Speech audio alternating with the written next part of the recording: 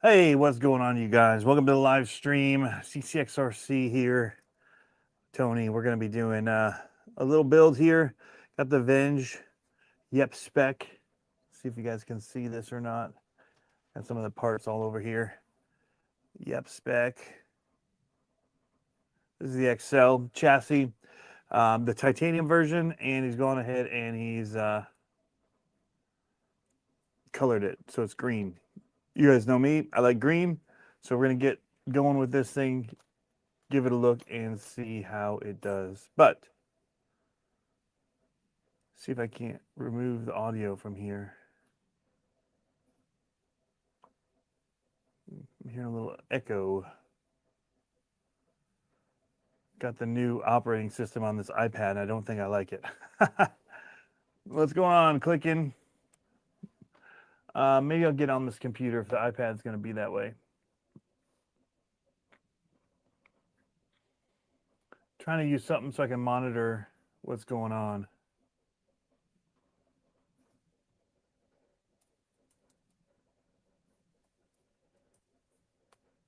So that'll help. But I got all this stuff laid out here. I'll swing the camera around and show you guys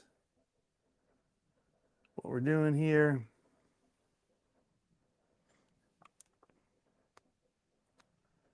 This is kind of what we're going to be working with right in here. So I've got this. I've got screws behind me that we'll be able to grab and get working on. Hoping to have one on Thursday. Sweet. Yeah, so I've got a few things that I'm going to do with it. Got like the Maz Designs double bends that we're going to put on here as well. And let me know if you guys are hearing an echo from the other one. RC Migs channel says, nice, I'm working on a Spec build also. Sweet.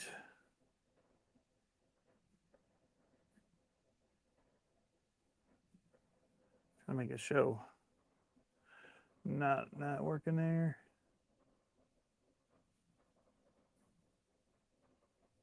There. So he's got one he's working on. I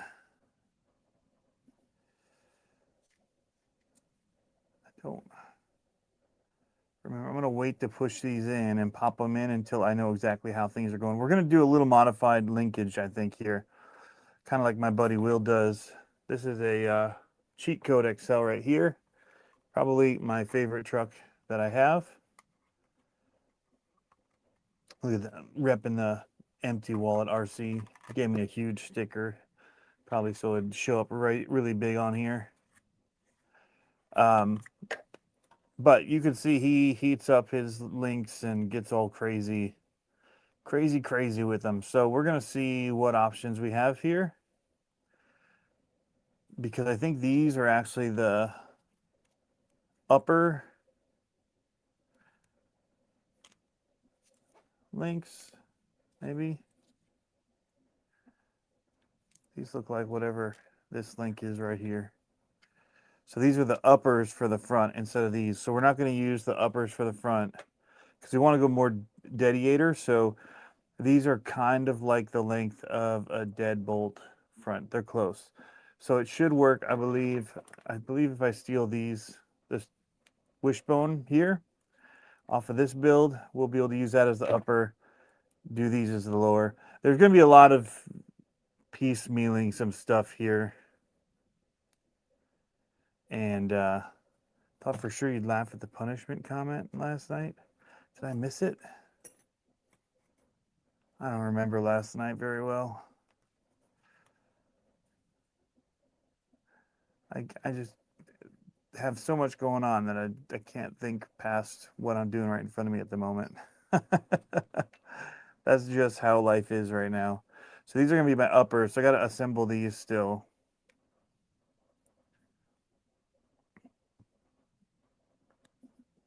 Did I miss the punishment comment or did I laugh at it, Josh?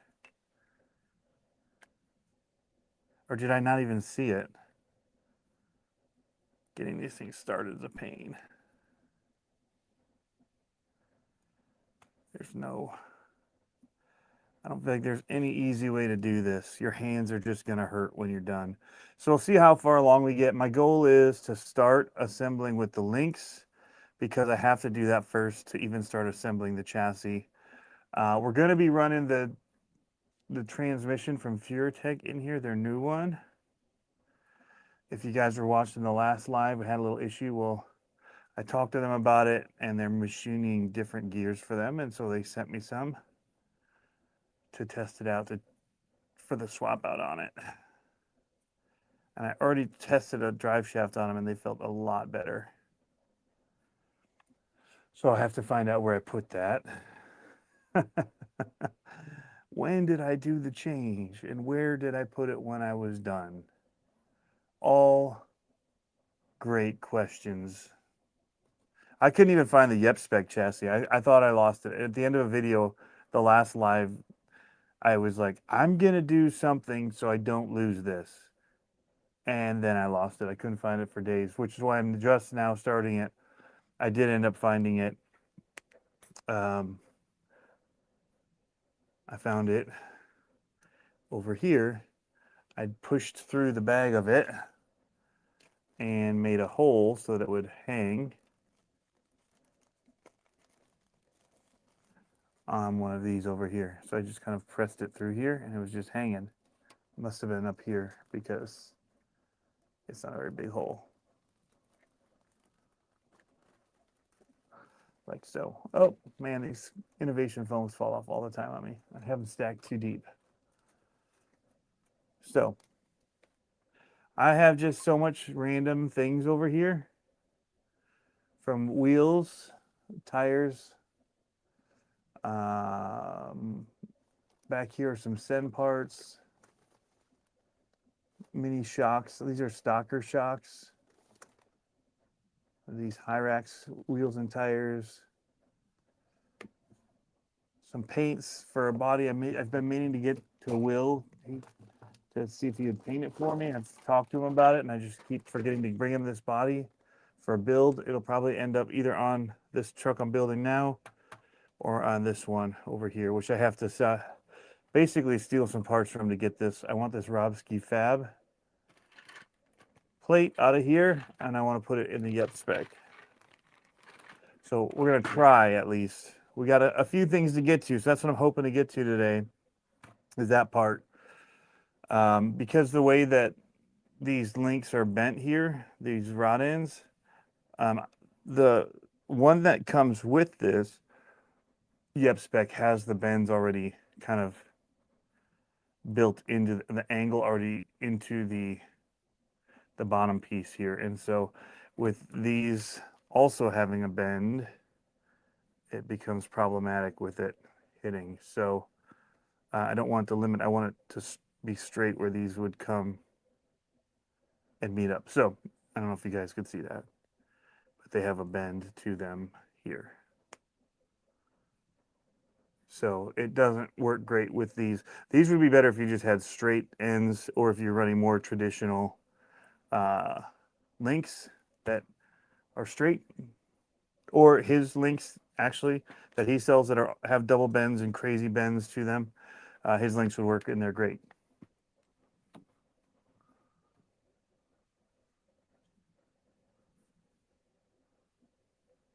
Oh, that was a good one. If she's being punished. That was good. By having to build that truck. Yes.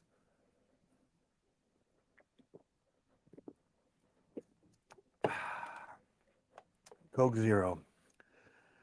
Need a sponsorship. All right. So I've got it all laid out here. We're going to dig in. The reason I have to do this first is because the order that things will screw in, the way that these plates work, he's only got the 2 holes to mount the plate. So any of them that have to go in for the links are going to have to be assembled ahead of time. A little burr there. I will warn people, I don't know if you can tell, I did have to drill all of these holes out a little bigger. The screws would not fit through, so I just took a 1/16 bit and I drilled it out, and it seems to be a good size. They slip right through. It may be a little big, but the head of the screw doesn't go through, so we'll be able to tighten things up to it. So it's what I had and what I was able to get, because it was a little tight and it would break off your screw in the hole. You don't want that. So I just took it out to the drill press and got a cobalt bit and just took about 10 minutes to press all the holes out. I did all of them because I wasn't sure where I was going to mount stuff. If you know where you're going to go with things, or you watch this and you like how it turns out, you might only have to do a few. You can see I didn't do this very front one here. It's a little smaller because I couldn't get anything against it at the edge with the drill press, and I didn't want it bending the chassis when it was trying to pull in. So I just left that one. I don't foresee using it. So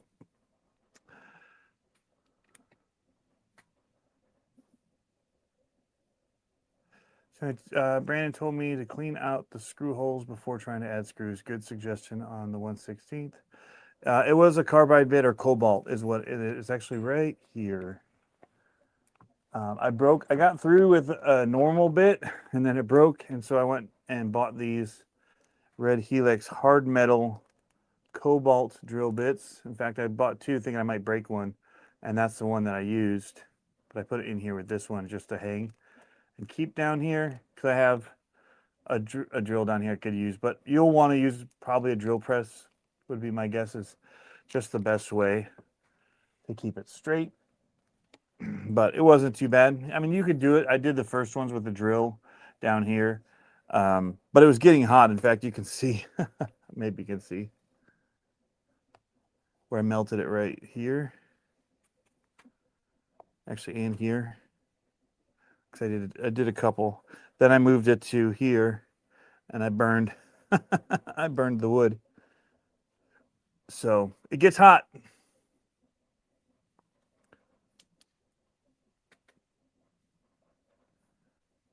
But yeah, you don't want.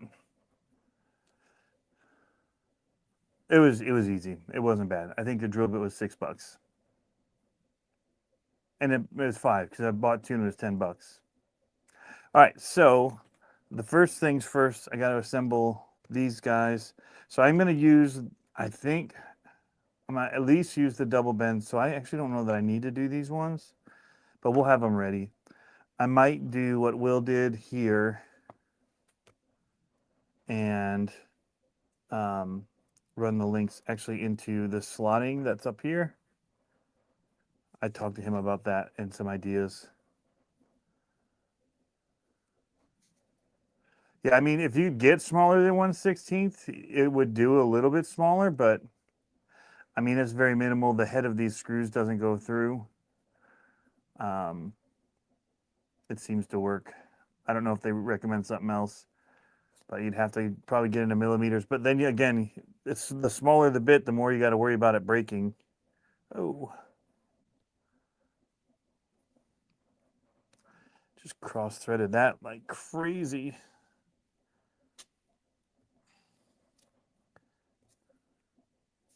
Seems to feel like they thread on so weird until the very end, and then they'll straighten out. All right, so I'm probably wasting my time with these two.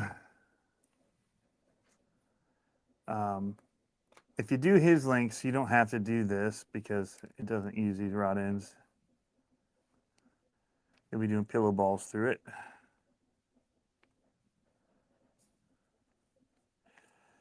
I can say I don't love rod ends. The nice thing about them, though, is the bend that you're able to get with them here. But normally I would say they have the potential to hang up on stuff. But it's not been too bad. Go. I'm gonna give my arms a break from that. Yeah, like just hanging up right here. But at this point with these, with this double bend and how high they are, your wheels are grabbing. So it's not really an issue with these. Maybe the front ones hooking, but as you're sliding, it could grab on those there. But you've got a lot of other things if you're hitting there to be worried about. You're not just worried about your links at that point. All right, the Robski Fab. Here we go. Got a lot of A lot of rebuilding to do after this. Because I'm going to have to rebuild this truck. How loud is this drill when I use it on the camera? Is it not too bad? I can't remember if it's this mic system, but it's got the noise canceling, so I was hoping it would be all right.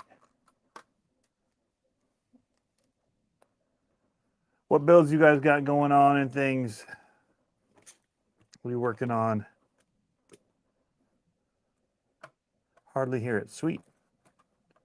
I'm missing a screw here. That's hilarious. Don't tell anybody. Whoever built this. Not very good at what they're doing. I got 3D printers going too. They're okay? I'm working on some red gates right now because Will wants red and lime green for his 24 mop trailer.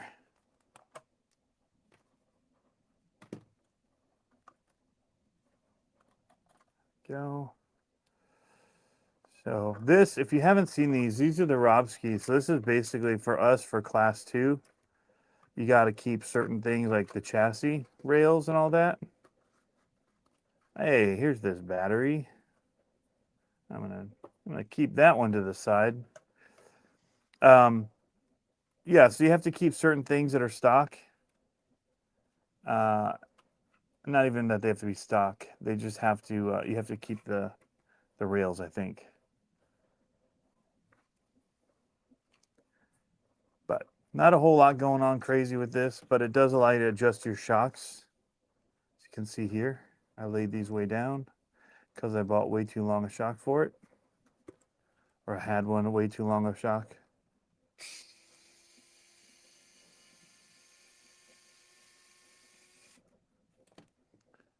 Everyone is welcome for this chassis. Yes, Will is the one that suggested he does an Excel version of it. And there's people asking, or there have been people asking for print files for this one, and he's not going to be doing print files from this one because with such a long chassis 3D printed, it breaks. It's too long with the way that the run is for the 3D printed file on it. That's what I was told. So, for what it's worth.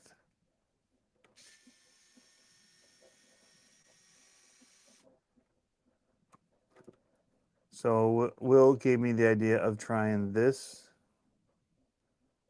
skid plate. See, with this one, you got to work on these parts ahead of time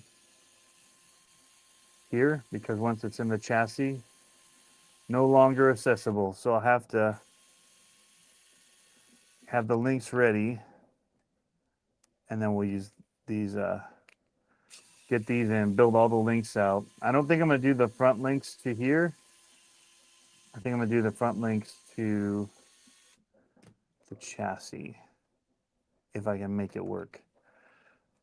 I was thinking, Will, I think this is a deadbolt length of a wishbone. It's not the plastic, so I have to find out if it'll go to, looks like it goes out to the chassis. So I can't bend it like it would be a plastic one. So we're going to see. I'm just like stealing from everything here. I'm going to have a whole bunch of poor cars that are just going to sit in bins. I don't know where the plastic links are, wishbones. I wish I knew. I mean, I've got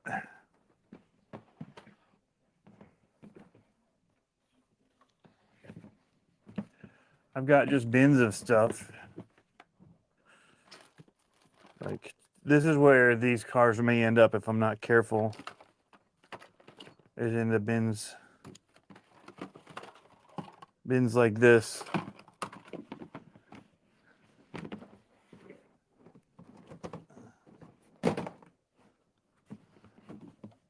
But here, oh, hey, here's some deadbolts.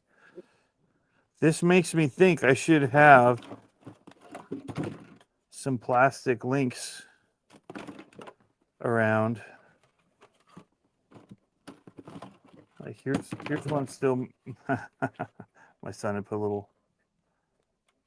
little gun on the front of his back when he was doing it. Here's a stock receiver ESC combo. Those things are nice because you can mount them up to other brushless stuff.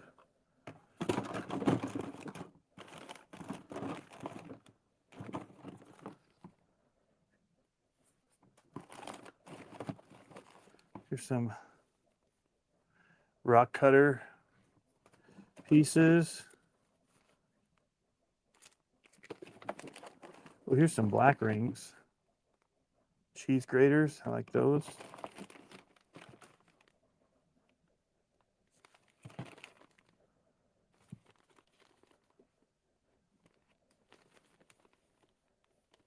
Wait a second. Wait a second. Wait.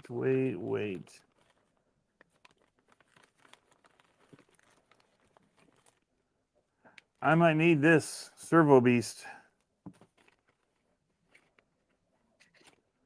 I might need it here.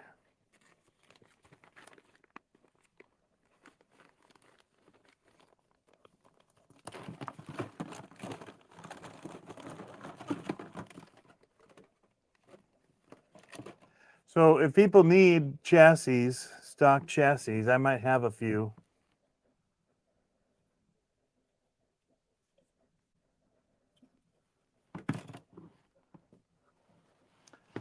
Check one more bin here. Oh no, that's not it.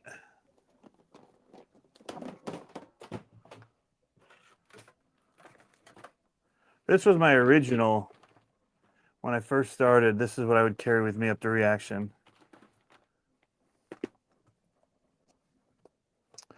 Right here.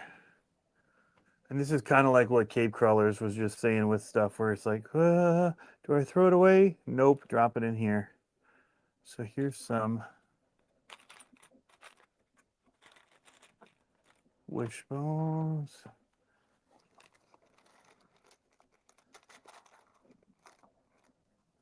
These all look like C10 Jeep wishbones.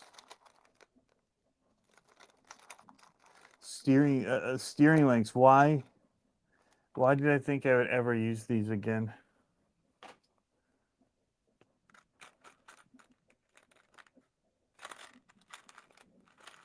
Here's some like hot racing ones in here. And mofo ones.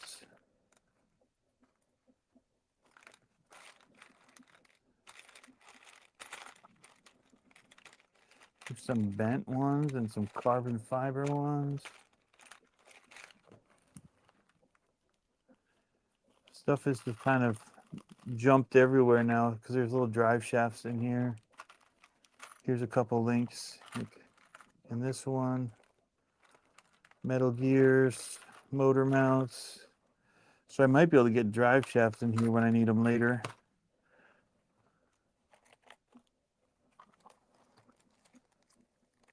Motors. I got so many motors in here. These might even be some of the early ones that I was ordering to test. I think so. Before we had the, oh no, these are speed. I put speed gearing in. Those were when I was testing for monster truck stuff. A bunch of like Surpass motors in here and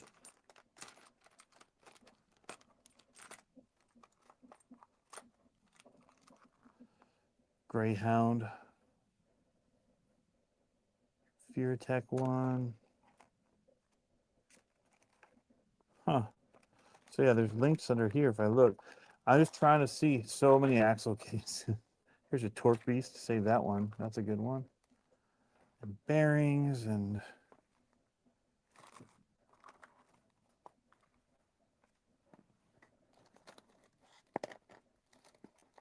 how is it that I have that many deadbolts and no?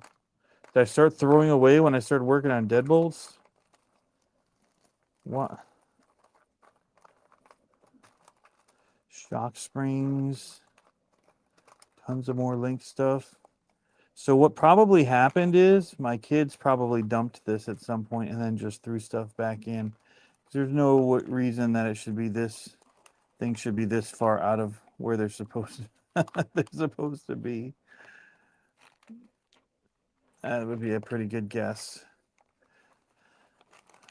Because there's, like, here's bumpers. There's more longer links.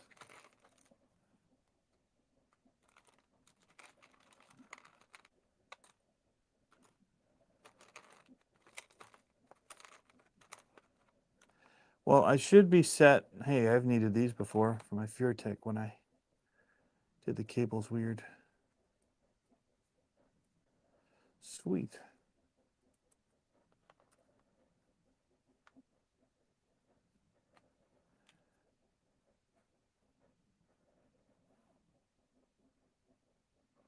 Oof.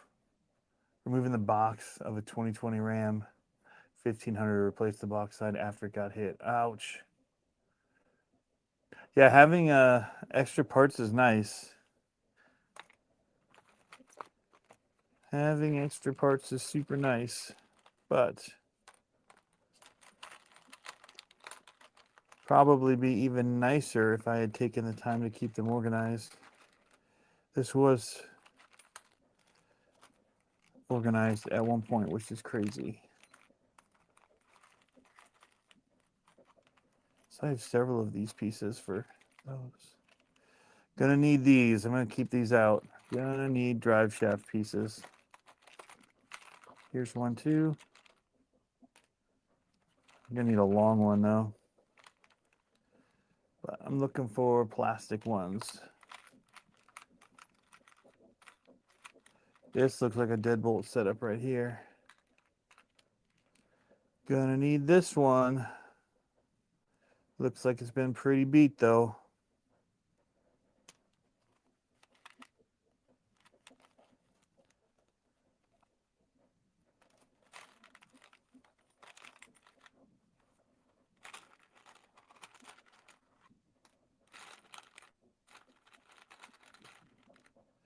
Here's a long one. All right, I think, man, that looks like the one I just took out. It is. All right. Got a few options here. Got a few things to work with. Not the plastic upper I was looking for though.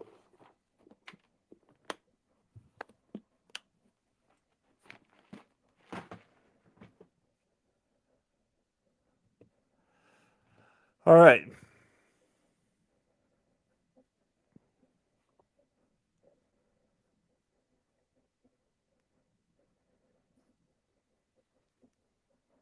Go think like this. All right. So what we needed is this, and then we can start.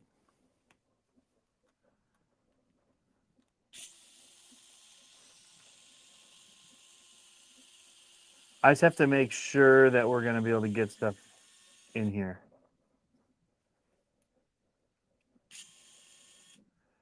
And that this is going to work and is the same size. Because the one issue I ran into with this is it's a little wider than stock. Because it wouldn't sit in the rails. So I just want to make sure that this is about the same size as these other elements here. And it looks spot on. That's what we needed. Perfect. This, I'm going to just put this somewhere. I know I've got skid plates somewhere. Because I've actually got a mess of stuff.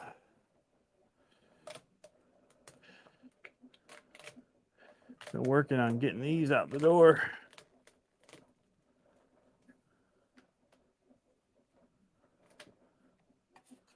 Might as well get another one printing while we're here. This is the worst to get off.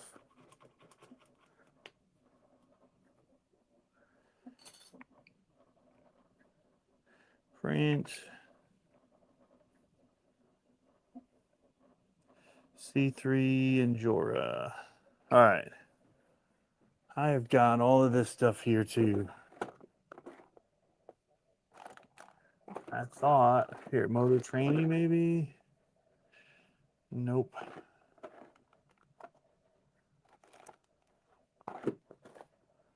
Springs, shocks, a few more links and drive shafts.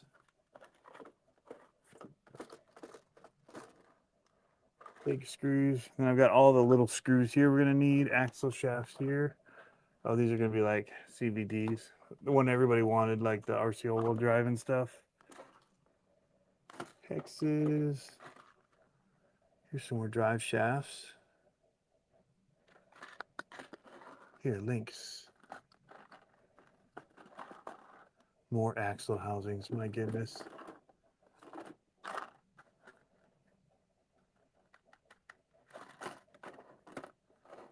Zip ties. Should probably label the rest of these. Actually got a label maker now. Stickers from like companies, different people. I actually have, I do actually have some stickers in here. Check these old ones out. Renegade rotors when I was doing drones.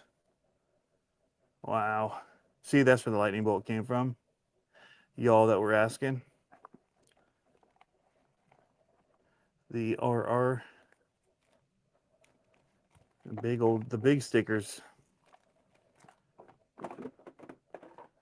Servo stuff. All right. Nope. Hey, I just found that last tire.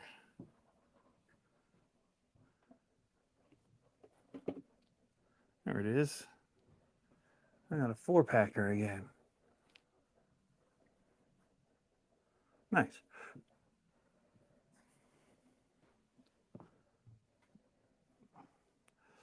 The nice thing about plastic links is you can melt them and bend them, which is what are done here. I don't think that they're good for the lower links because they are flexible, but it doesn't seem with the upper link to be a bad thing. So, but basically we're gonna kind of go for this kind of a scoop here.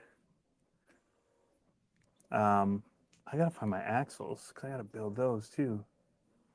I bought axles and shocks on Friday. Huh. Well, we'll find those eventually. That'll be part of our fun. Is finding those. So we have these ones done already, our double bends.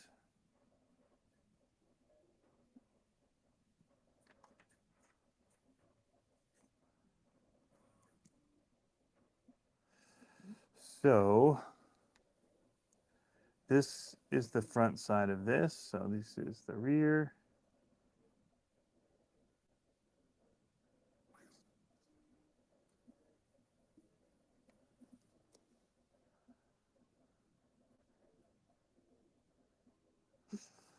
Looking pretty good like that.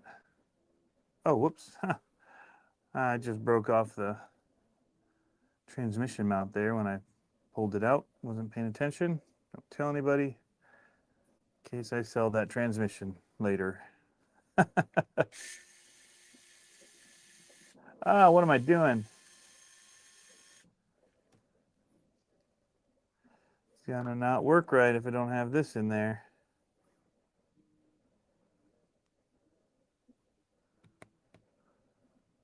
All right, let's see.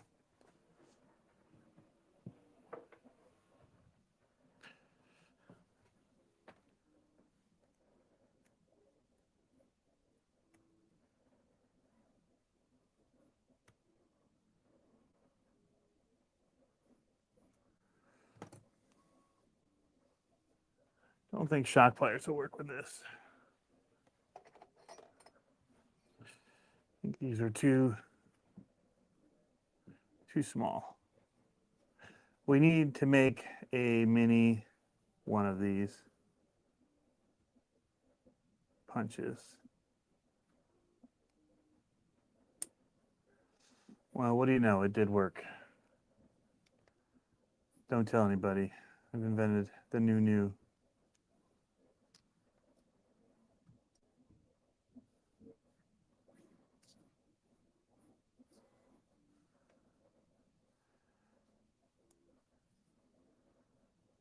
I mean, it doesn't work perfect, but I wonder about grinding that down.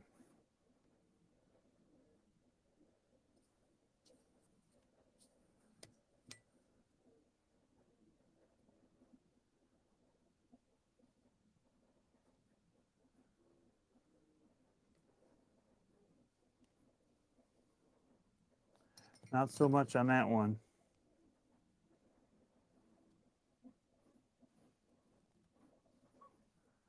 All right.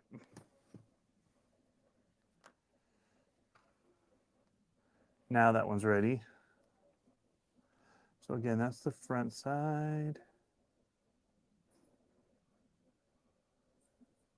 That should do it.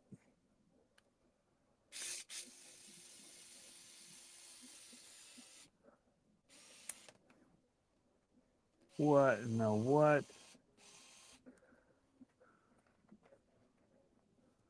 Did you guys just see that?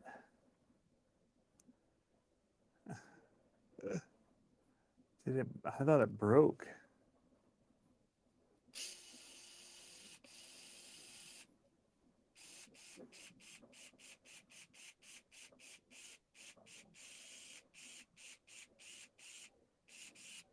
Huh. It didn't break, but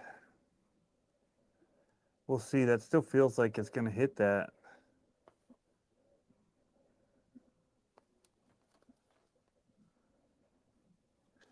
I might be chopping off a part here of this.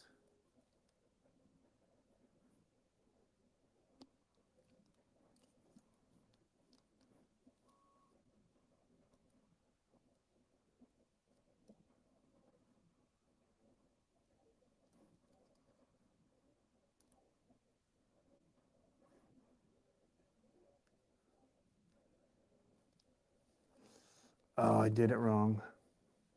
That's right. These smooth ones are supposed to be up here.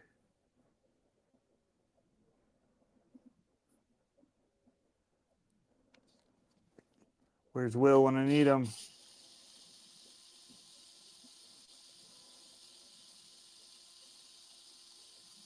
This is not the Venom, this is the Robski chassis or skid. I forgot that for these interior ones, you're supposed to use the round.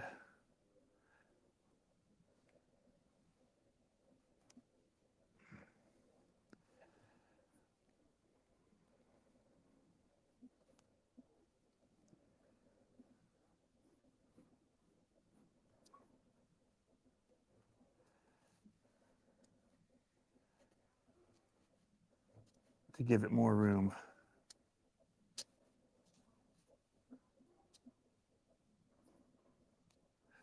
So let's try this again. F is for front.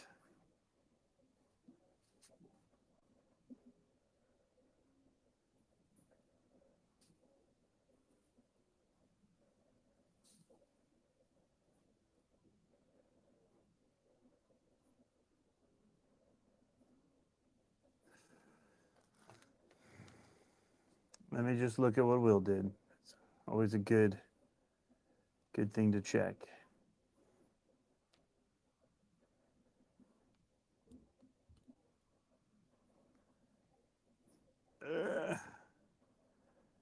I'm having to do this all twice. That's looking right. Oh, I was doing this side. That's why. Ha! I did have it right. Because here's my screw.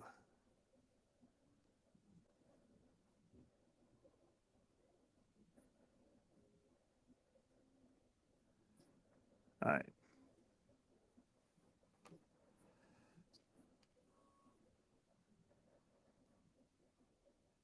Yeah, the skid is straight, but it just has these little extra things that you can mount your other upper links to that stick out here, but they don't seem like they're going to be in the way. But the actual output on them is straight.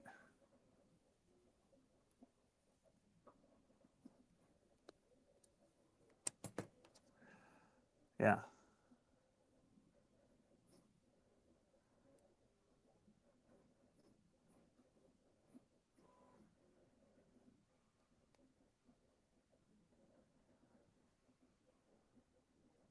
Yep. That'll work. That'll work.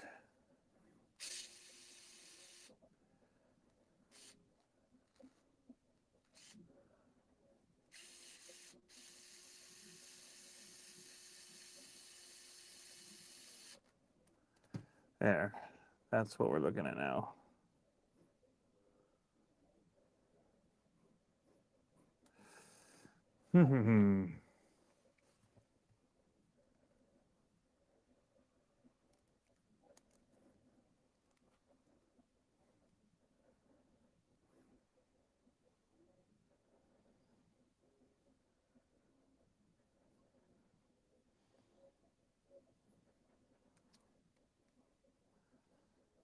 Cool.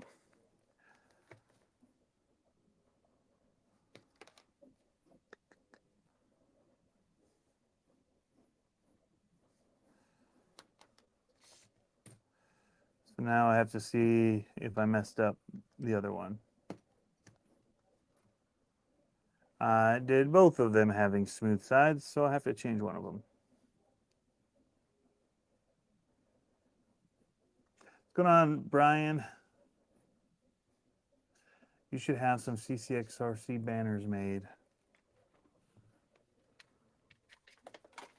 Like these ones?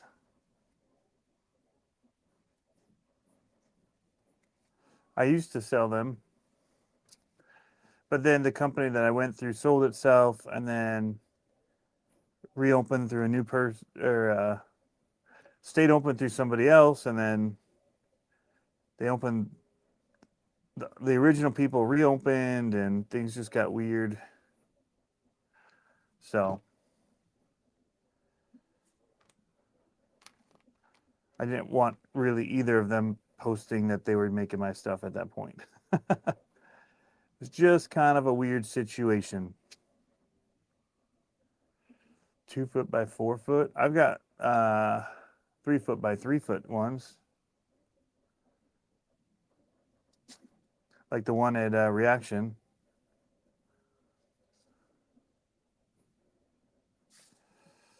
Mm-hmm.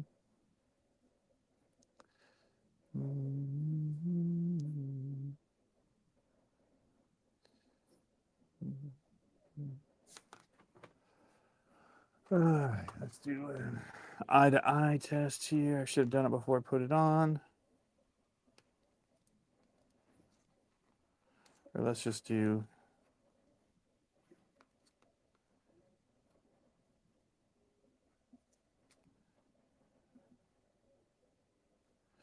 inside to inside. So I need to tighten up one more turn.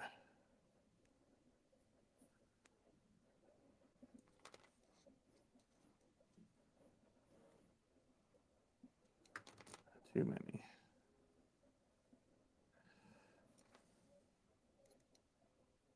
Go. Yeah, I have some big ones. And then I had that feather thing made to put at the tent or at the gauntlet. I might have given all my banners away, though, I'll be honest.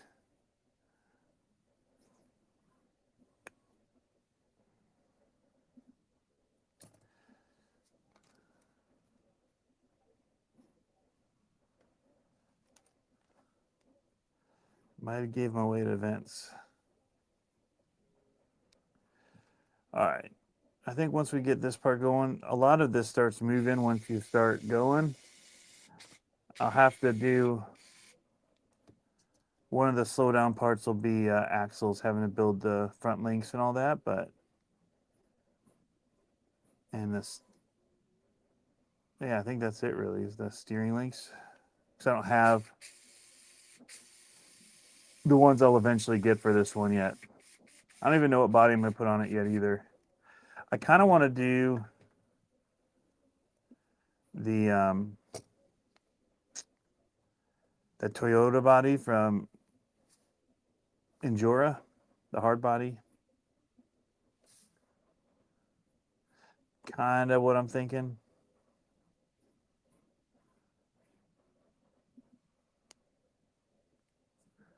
But we'll see. So I'm going to put Mias axles on here. I bought them from Jeff. All he had were aluminum ones, so we're going to be rocking the aluminum Mias. But when I do build those, I will have to take them apart to put the overdrive in.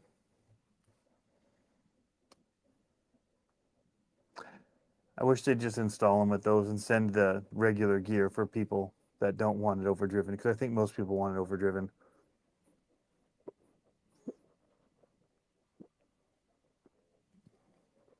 That was one of my tips to Endura for the SCX30 axles. They asked what they should put in them for gears. I said to start overdriven. Nobody wants to take them apart and add overdrive because it's so small to work on. So overdrive the front. And if people don't want it, then they can take it out and put the normal in. But most people that know what they're doing will want it to be overdriven. And most people that don't know anything about it aren't going to know that it's overdriven, and they're not going to care. So hopefully that was good advice. That's what I would want. Just being real. All right. So same with these. I need to do the round rod ends go into the skid here because it allows it to slide. And it just gives it more room. So we have to put one of those on each of these, which will be our fronts. These are technically the front upper links. This is a wheel hack right here that we're doing. So I just bought the standard Gladiator link set, but we're taking the Gladiator uppers and we're going to put them on the lower like he did here. I won't give away all your tricks, Will.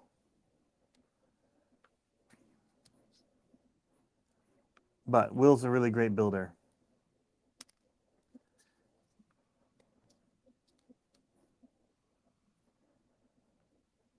I mean, the real way to do this is you could just buy the Dediator ones that he sells. I think those ones are not titanium or whatever. I don't remember the exact. When you go on Maz, he offers Dediator in one of the, and not the other. I don't remember if they're in the steel ones or if they're in titanium or what. But that would be the way to do it, and then you just use your links normally.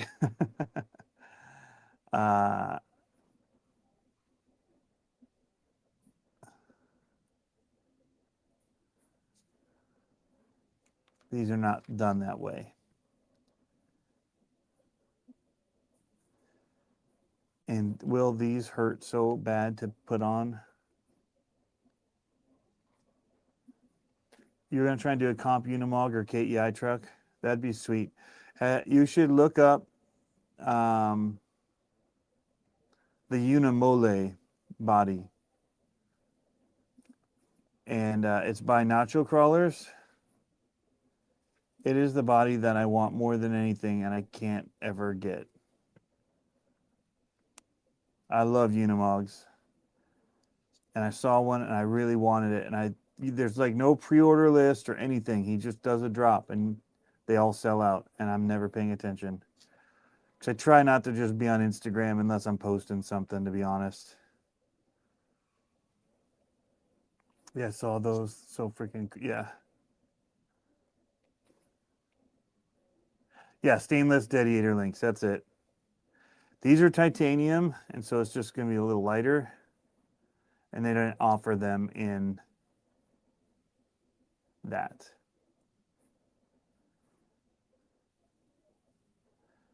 I don't know, Will. I might even have some of the links that you sent me. I went and ordered new stuff. I should have checked in the bag.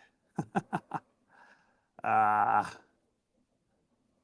didn't. I ended up buying new stuff for this one. What I did not buy that Will swears by is the Shift RC servo. I did get it for this one because he was telling me, here's what I'd put on mine. Basically get what he had. And it's really good. And it looks fashionable. Best looking servos on the market. But yeah, also would normally do the nylon axles. But I wanted to support Jeff, and he had Mias in stock. And so I bought what he had. Sometimes, I mean, that's just how I roll. I can support the local guy. He supports me. He carries my motors and other stuff. All the stuff when I was really doing a lot of the parts. I'm trying to find out where I'm going to live in the parts world. It's really saturated now. And I don't feel like I need to try to be the parts guy of stuff that everybody else has. So, yeah.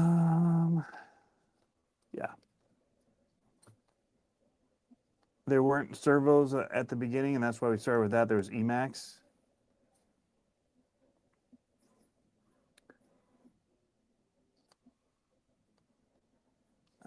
But now Injora takes care of enough of that market with NSDRC and Reef. Don't need to be in that market.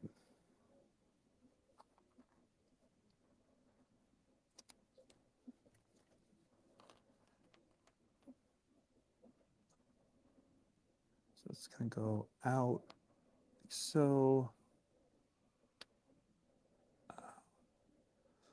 I want to put my ring. I like my stuff to match.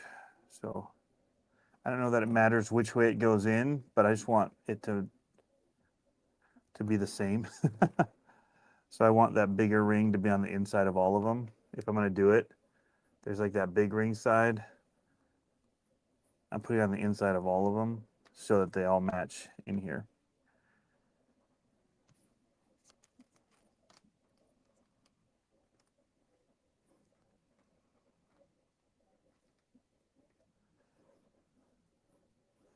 But again, just for no reason.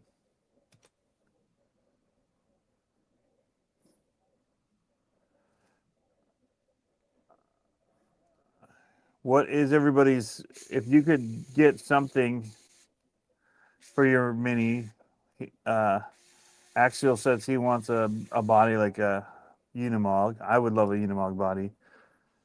What would be the thing, like the one item, if you could get it for your cars? Or the next thing you want to purchase, I guess. What is it?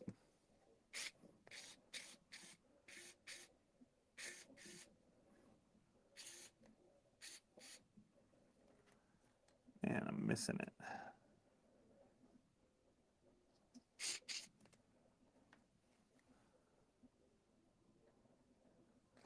Boy, am I missing it big time.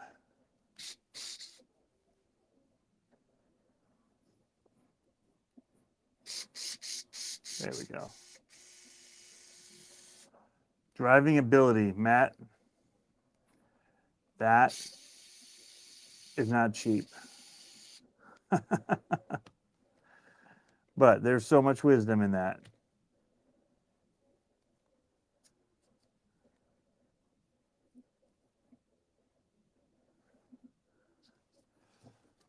Trans steering servo to get my blockhead truck running. Nice. Some compy, lightweight, low offset wheels. I think that's what I'm putting on. Not as good as the TCRC wheels, but I'm running them on here. And I cannot tell you guys how good this truck is. I mean, well, you know, Tyler, you've driven it. It's so good. I didn't even see what the scores were on Sunday for the comp, but it should have had a 2. And I ended up with a 4 because the one of the gates, it's straight down, and your likelihood of tumbling was very high. And I could have tried to throttle out of it and go for 0, but I wasn't willing to risk it because this thing is more about longevity, I guess. And so you want to get overall the lowest points, not for that day necessarily. Although I'm not really keeping track. But that's the goal, I guess. I haven't done it before, so you guys can correct me if I'm wrong. But I believe that's the goal, is lowest overall points after 3 out of 4 events. Now, what stinks is if you miss one like I did, it could have been a really good low-scoring one. I put it in backwards.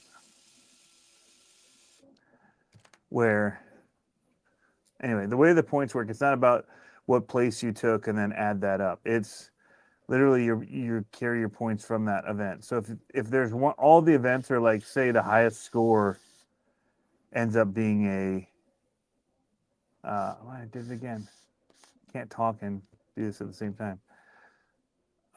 Say the lowest score ended up being, or the highest score of that week ended up being a 30.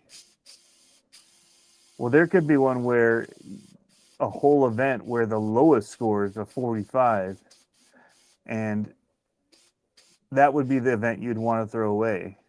But if you don't make it to every event, you don't really have that option. You just have to throw away whatever event you missed, which is the ballpark I'm in. So we'll see. Something. Oh, I didn't put the end in right.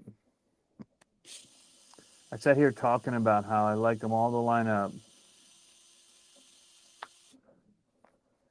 And go and do something stupid like this.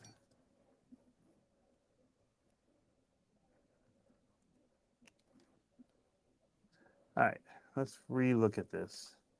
This is going to go in this direction. I want this on this side to match all the others. There.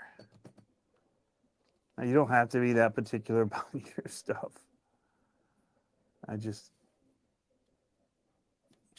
like it that way. What's up, Andy?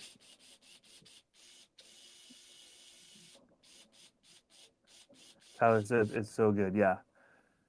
He Will killed it on that build, and it does super good. It had to have been one of the lower scores of the day, I would think. But I should have been able to, anyway, I should have been able to come off that one and then make the next gate and drive through it. Well, I came off that one using the winch, and the winch, it kind of pulled me weird. And so I was lined up and my back tire wasn't going to make the next gate, so I had to winch the back end over to get through it. So I ended up needing 2 winches right in a row, which stunk. Was not ideal. All right, so we're not going to be looking at doing our upper links into this piece here. We're going to go higher with them. So we should, at this point, be able to put this together. This is where we're trying to get to right here. Oh, the excitement. These are a little long. Don't need that long of a screw. I'll be back. Maybe a 1.4 by 5, maybe 6. The 6 looks pretty good.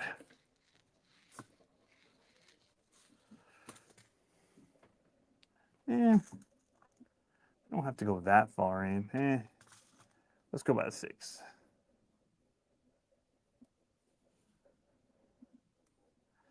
Want a little bit of meat in there. So again, I had to drill out the chassis. And in doing so, it got hot. I might have, even by pressing on it, done a little bit of a bend to it. But I have a feeling any of that will pull out when we start putting the bracing in here. It should. Once it gets screwed up against these plates, it should hold its shape again.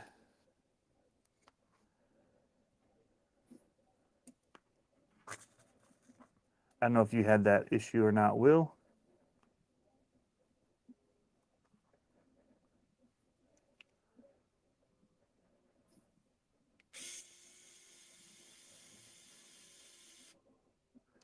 Yeah, so I'm thinking I'm gonna go up here with the upper links.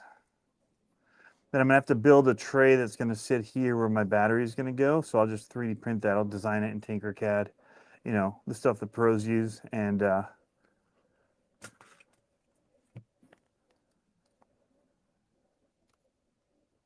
we'll go from there.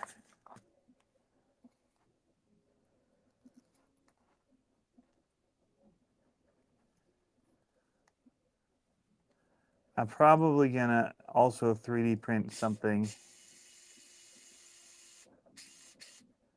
or cut down these braces I just pulled out of here from Mofo, but those are tapped. I don't think they're tapped very far.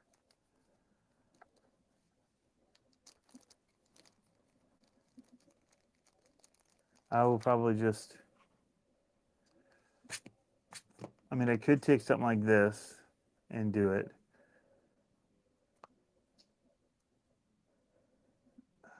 I don't actually know where this goes, this Spec. Brace. I'm gonna guess it probably is up here, and then you screw into it your shock or something. Things I need to look at. I haven't actually looked at the layout for all the parts. Oh shoot, Will's probably telling me I need to put the boat sides on when I do this. Wah, wah, wah. Tony 2 times strikes again. But that means until I do my links, I can't be doing this. So I need to find out where my upper links are going to go, which sucks because I don't know yet without the chassis in. I also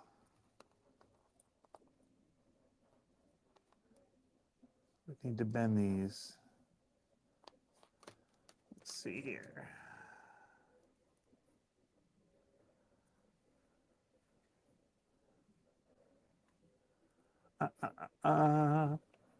Let's see if Tony can torque these a little.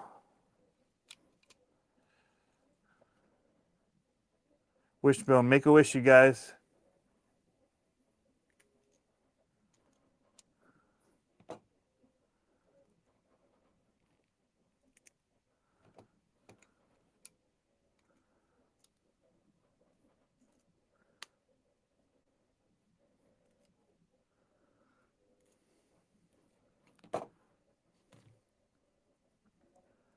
Don't tell anybody I did it that way. Hopefully Will wasn't watching for that. It's a garbage display move right there. A little too much.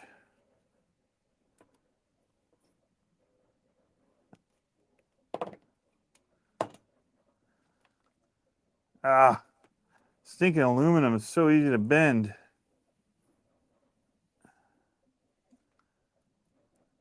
Okay. Okay, now we're talking.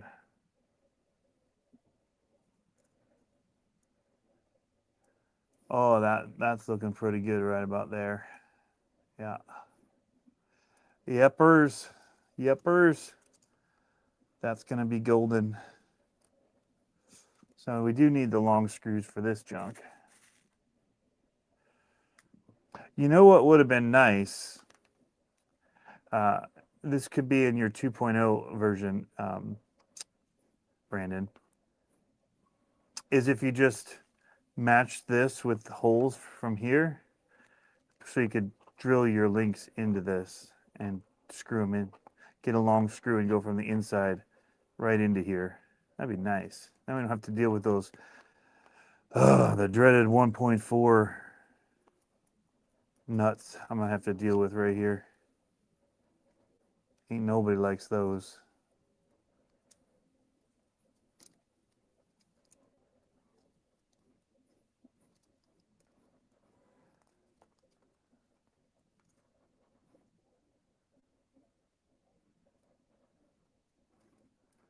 This is gonna be where I wish I had the axles ready, so I'd know if I want to go in the front one or the back one.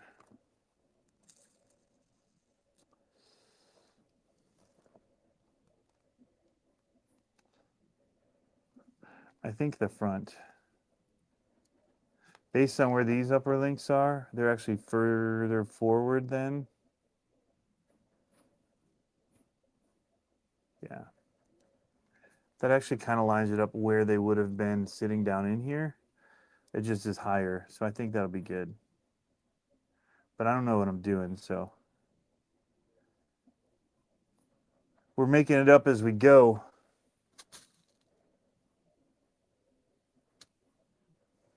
Mini Link Bunny. What's going on, Clink and Big? Yeah, we're strong arming this build. Oh yeah. Well, you know what I probably could do? I could probably make my battery tray that these would screw into, and it would kind of mount between these links. I wonder.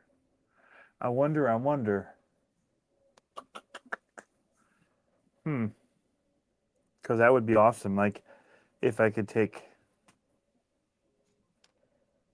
where'd that yep spec? If I could take something that would be like this, but have it just be between those links. We'll see. I probably can't. That seems like it'd be ideal. Because then you wouldn't have to worry about it hitting the link, or the link hitting it.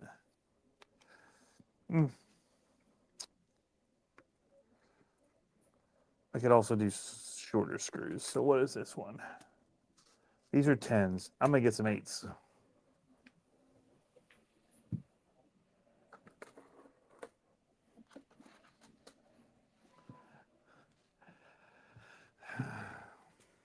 Came a point in time today where I wish that the container for this was right here. Like, it would be more ideal, I think, than all of these bins to just have these pull out right here. Well, oh well. Maybe one day I will move it. Yeah, 8s are perfect. All right, so we're going to want to thread lock the snot out of this. So, Vibratite. You guys will always hear me talk about Vibratite. I would say order some on Amazon now and hope that it shows up in the next month. It is worth having. But it's not something you can get quick usually. It's not a prime deal. Let's just say that.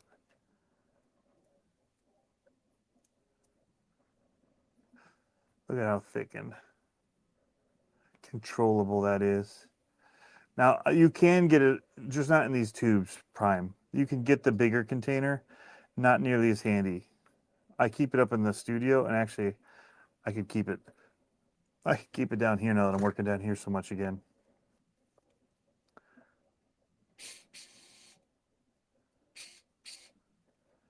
But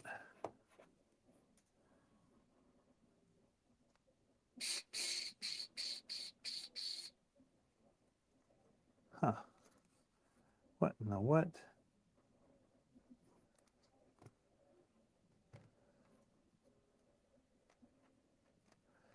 What in the what?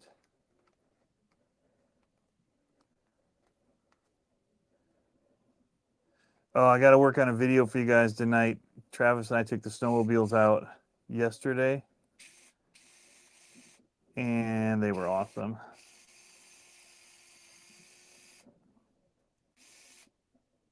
Well, you got to come over and see these things running. They're sweet. Or Tyler, too. I forget, you guys are both close. Will's just down the road. Or so he says.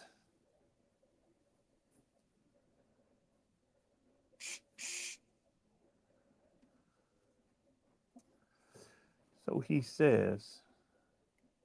So either he's stalking and hanging out very close, or he's telling the truth, because when I've called him about doing something, he was over very quickly. Ah, shoot.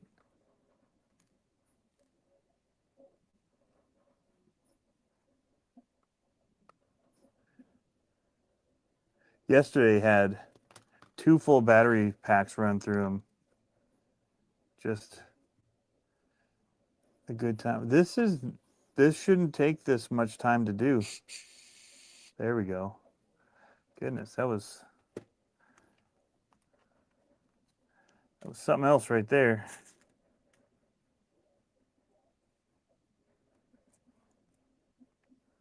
Man, that bend is pretty perfect, if you ask me.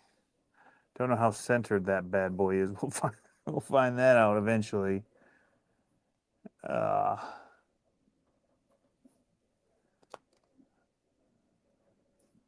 don't know. That screw may not be long enough. It's barely gonna.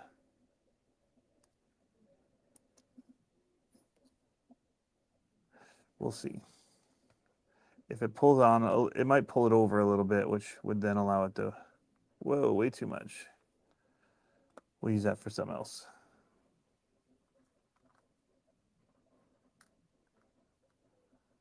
I usually just use pressure to make these things embed into my fingertip. And then eventually we'll just get the blue stuff on it, and then it'll make it sticky. I'll push it, and then I just line it up here. Like so. And if I can use a driver like this and just get it started, I can then use the wrench, which it doesn't look like that's really far enough. It's barely caught. We're gonna go longer on that one. Go with the 10. This one, the bolt sticks through the nut on it, but here on this one, we're not getting it to penetrate all the way through.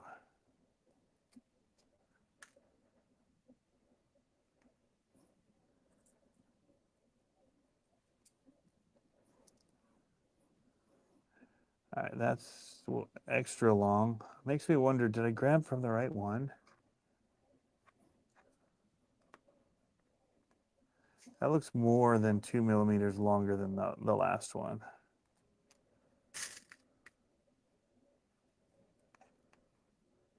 No, that is too short.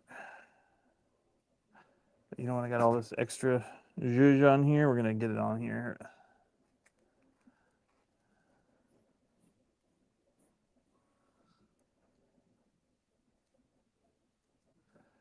All right, let's pre-thread a little. There it goes. Don't even need a drive around wrench on that one. That's good. We'll see. We'll see where we get with that, but we might just have to try and tighten these in a little too.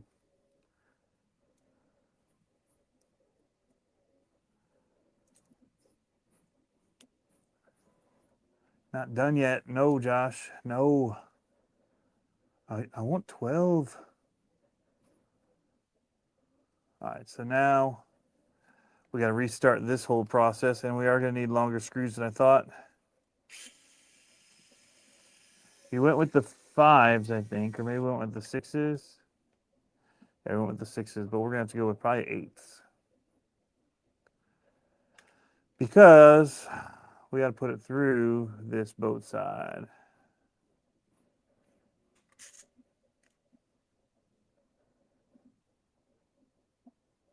Which looks fantastic.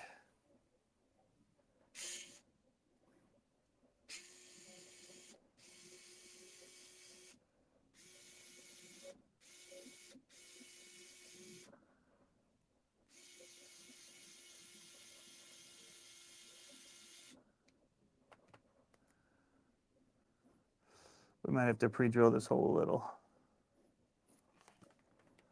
Let's there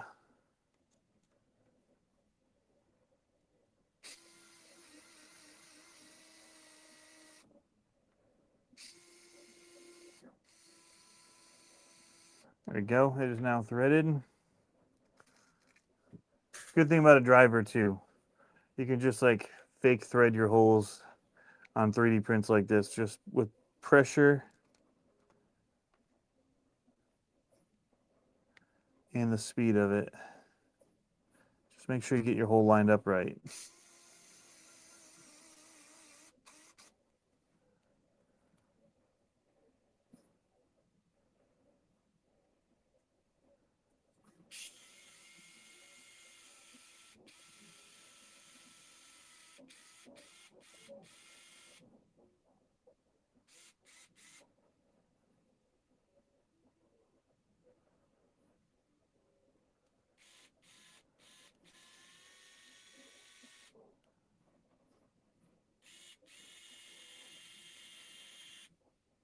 I'm off camera here because I'm having to look at it. Sorry.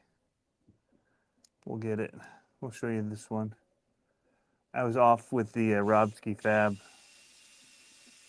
part I had to be able to screw into.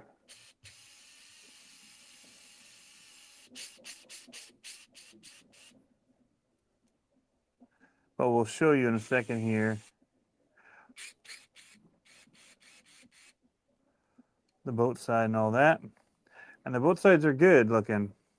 Now they are, for style, they look awesome. They've got like these like ribbed pieces. But if you wanted to put electronics or something over on there, that might be harder to get it to stick to, like your sticky tape, versus just being smooth flat. But man, stylistically, it looks fantastic. I don't think it's really going to be an issue. I mean, that double-sided tape will get on stuff pretty good.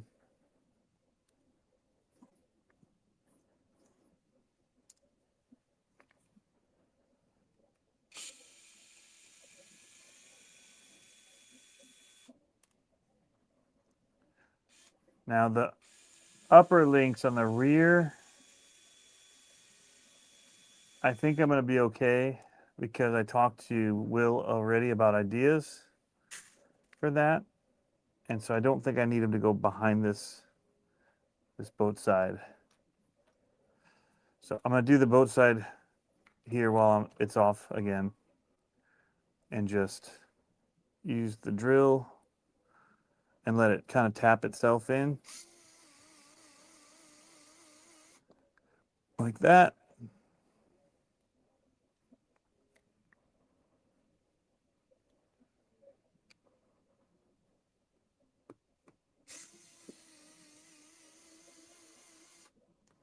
What brand are these? These are the V.ENG ones. They come with the setup.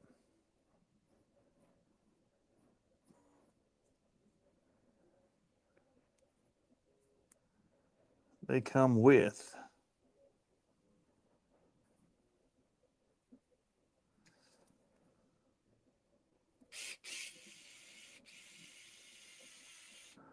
now I just got to make sure it all lines up with the Robski. These are Delrin too, his Robski, what are these called? The transmission mount, skid plate, whatever you want to call it. It's Delrin, so it should be nice and slick.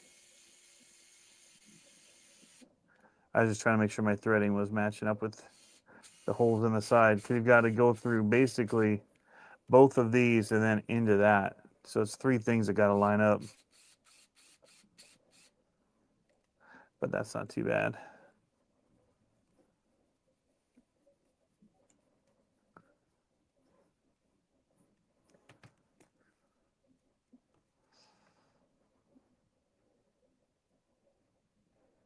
Nice.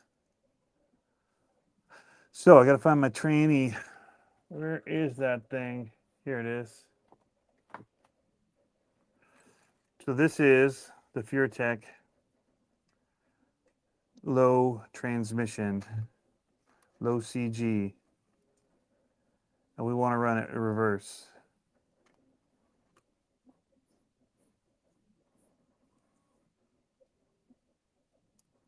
Which Robski's chassis or his skid allows for your transmission to mount either way. So that's cool.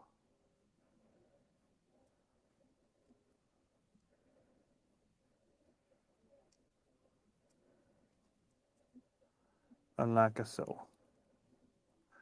For this, we just need a shorty.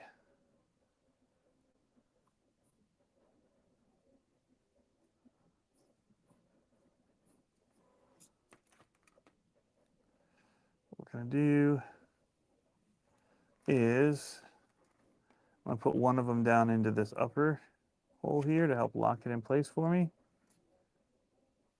That seems too long. I'm going to go get, here we go. Use one of these stock ones. It's got to go back to the other one when I rebuild that. Let's get the last of my screws. Oh wait, no, I got the 12s. But now I have almost all of my my trays, and they're not even in order. So let's do that for ourselves at least.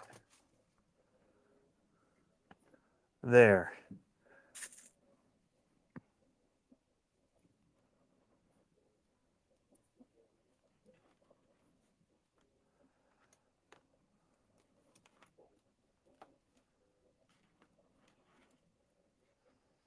Now, would you guys grease the gears in a motor or a transmission like this? Or would you just leave it ungreased? Are you kidding me? Are you kidding me? The reason I didn't want to is the case itself is open. I just feel like the grease is just going to get a lot of dirt in it.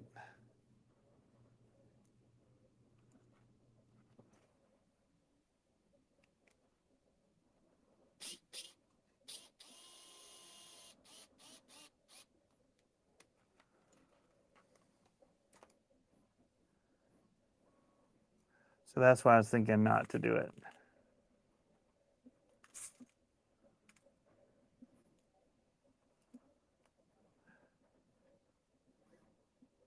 Good afternoon, Lauren RC.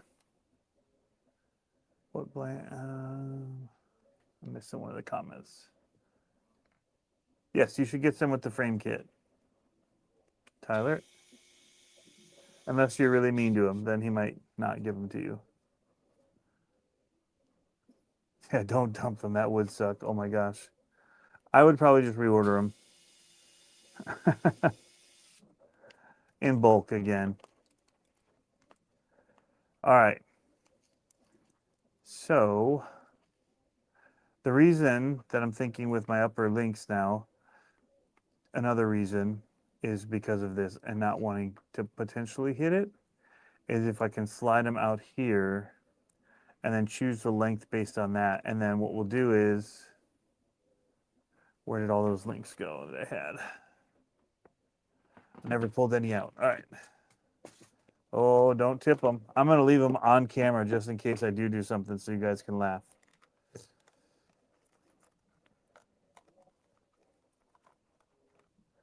So, oh, those are long ones. Keep that guy out. Might want that later.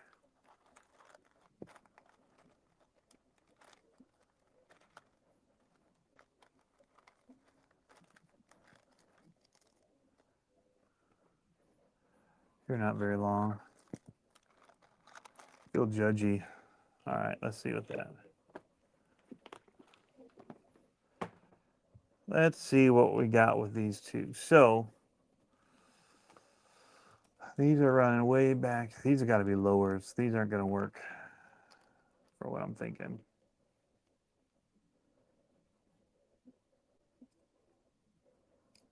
Maybe if I came to the outside here, they would, and that would keep it off of that motor and then bend it in. But what we're thinking was come inside here and do two of them, but then in between it, make a print that would sit between these, and so you'd thread into this middle piece, and then you wouldn't need one of those the 4mm nuts. You'd have a brace between these that these are both screwed into on each side, which would also keep it from sliding. So that's an idea. That is the idea. So I'm thinking this will mount over here, probably in this direction, because our battery is going to go here, and then we'll strap everything up this way, out of the way.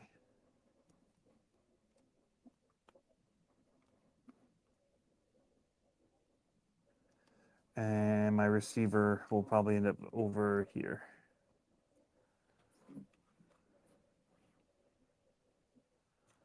Receiver there, this here, and we'll try and get a battery in there, up on a little tray just above the drive shaft.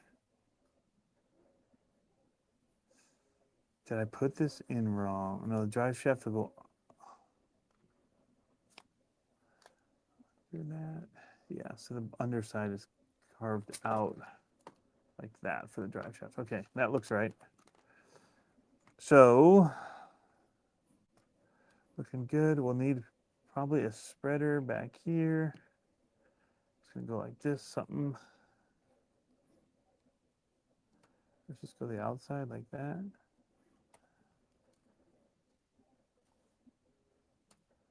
How goes on in keys? Where's that? Yep, spec.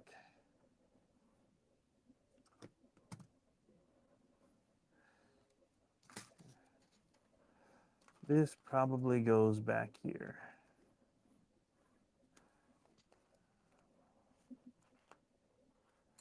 Seems really bendy.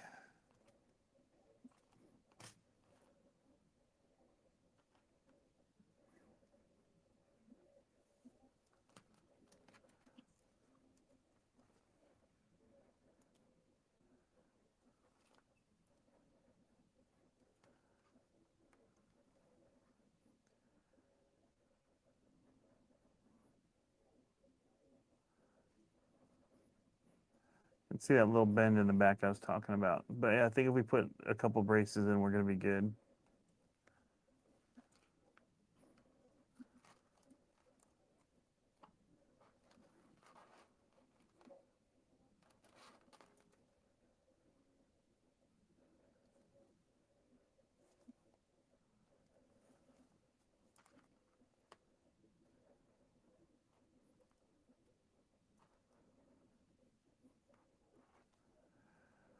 All right.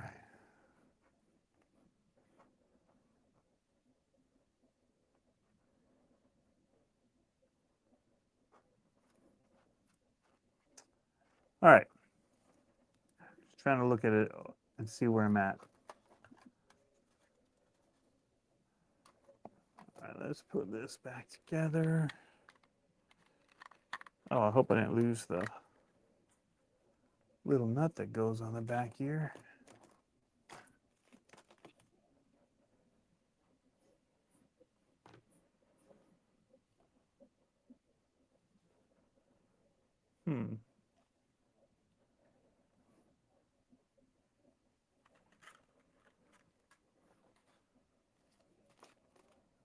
There it is.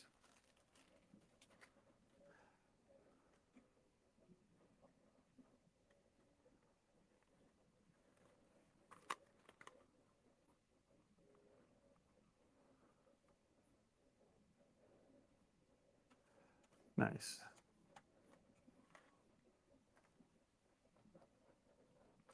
All right, I guess I have to find my axles now. We're at that point. I'm going to guess they're in one of my bins. Yeah, if the gear mesh is a little off, and they tend to be on the Metal Gear ones. I kind of prefer, well, I like the Furetech ones. Typically, they're pretty good.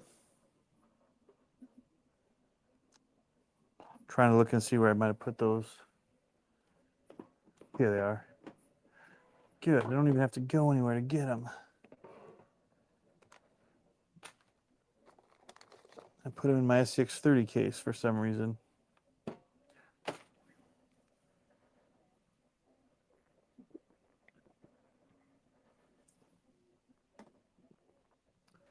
All right. Got me some of these 40 millimeter big bore shocks. These are what I put on Dave's build that I did for him. I liked how that thing drove as well. Probably my second favorite driving truck after Will's one. But again, I tried to think through geometry kind of like Will had done with these. So that's going to be partly why. I'm going to take off the ESC for this. Don't let me lose it. Hold me to it. It's over here. I think actually we're going to put all these back now. We're going to need them, but I don't want to drop stuff. So let me do this real quick. We'll come back for them when we need them. This will be when we're assembling all of this stuff or installing, but all of these are going to come with a few screws anyway. So we're probably going to have handfuls of stuff. All right. We might even be able to get away with using the actual upper links from this kit, but we'll see. We won't throw any of that stuff away. We'll just actually take everything that we've been working so far and let's put it on here. And we're going to take this tray away. Does anybody want some of these? Does anybody need rings?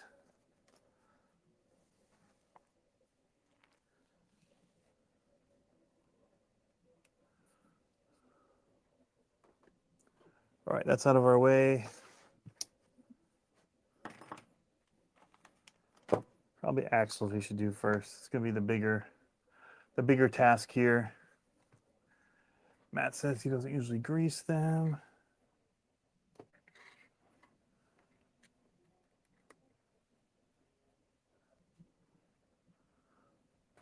I'd read that already. I've never had any rings for my wheels. Mike could use some but 2.9, right? Do I have any of those? I don't. You know, I've got these Hurricane wheels from Maz. I don't know if Will's still in here. I don't know if he's seen these. I need to build them. I was going to originally do them for one of my Maz builds, but I had somebody, I'm blanking on his name at the moment, that had come in and wanted to start getting into crawling and asked if, you know, I had anything that his friend could buy from me to get into it. And at that time I had a lot. I was mainly still driving my green, which I still like, is, does this not come with a, wow, this one doesn't come with a, oh, here it is. Let's say cheap. A servo mount, but it does. All right, so here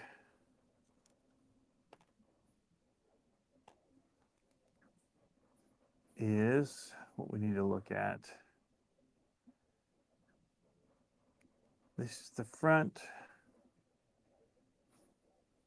How many teeth is this? Let's mark it with gold.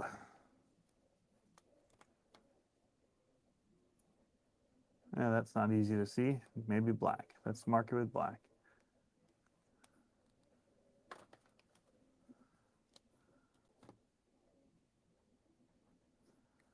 All right. Oops. All right. 1, 2, 3, 4, 5, 6, 7, 8, 12, 13, 14, 15, 16. 16 is normally what comes in them. So does it come overdriven?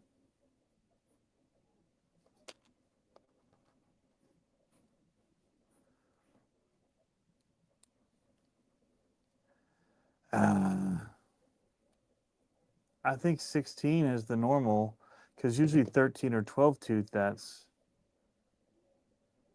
Man, I hate to install it all and then be like, nope, it was not overdriven. But I feel like, because the last one, when I built it for Dave, the overdrive didn't come in it.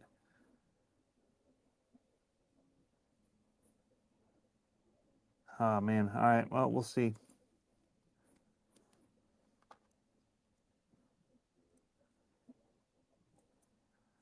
Kinda wish I knew.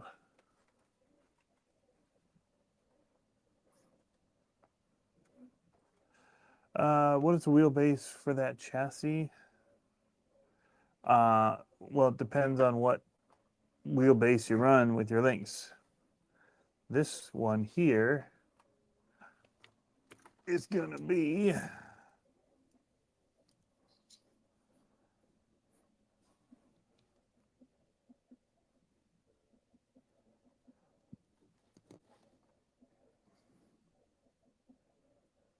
141, 142-ish. Actually, about 143, center to center. 143. It's basically running a deadbolt-ish front, gladiator rear.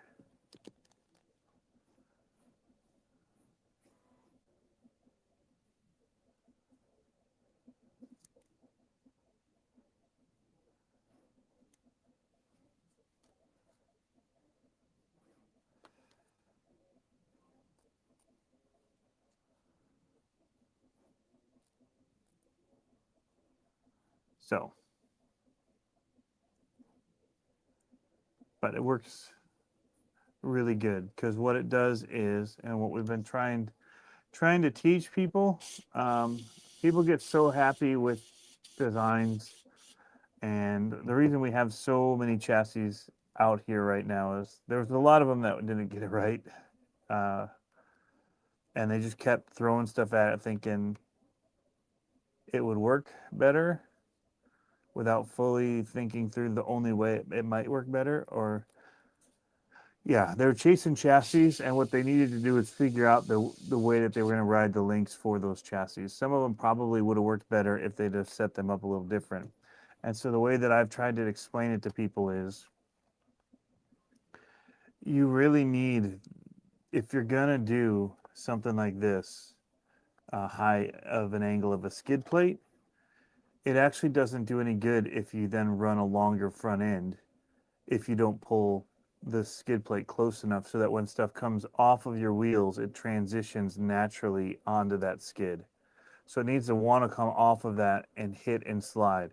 The problem is when they're putting the wheels way up here, it's hitting on the front end of this, and then it actually becomes a stopping point. So the tighter you can suck the front end to that skid area, the better. If you're going to do flat, it's not as bad because it's just the whole thing is a slide in a way. But it's still, this is still a hang up point. But if you can get it to get over that and slide, it'll do better. So you can do all the people are doing these really crazy angle ones, and then they're putting it so far back that you don't actually see any benefit from it.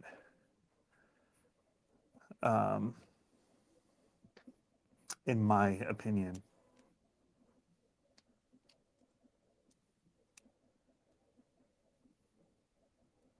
The angle in and of itself doesn't do any good. It really comes down to your link setup.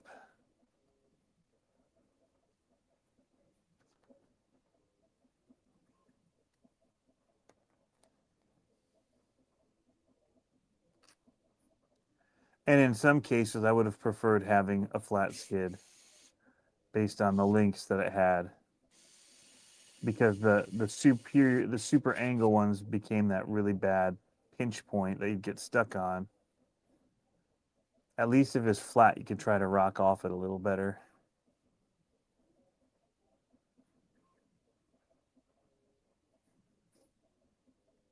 Oh my gosh, that's awesome. That, right? The 2005 AMT Gravedigger body on it. Those are so wicked. I think I have one right here. Well, it wasn't an AMT, but it was a different model.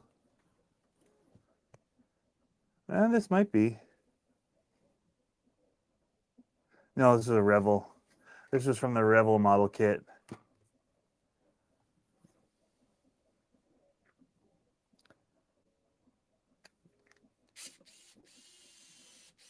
Maybe I should rock that on this build. Wait a minute. Wait a minute. Oh, I think it could do it.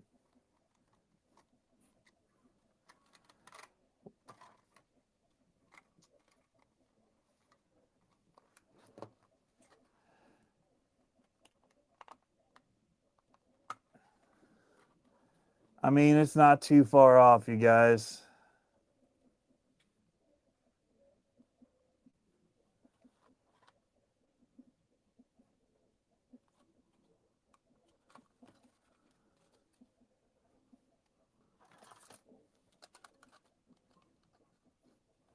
How's it line up on these boats? It's a little narrow. It's the only issue.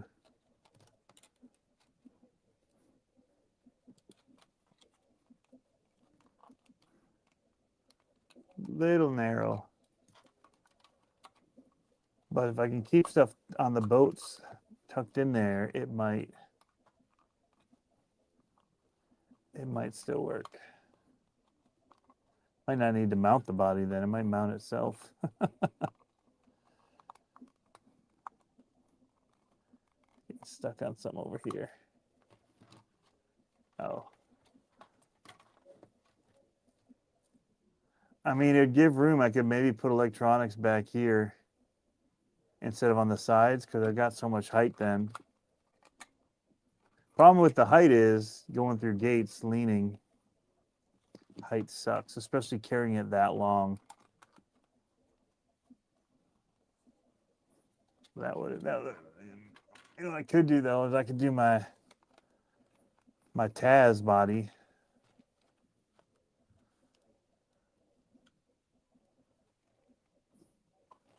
Oh,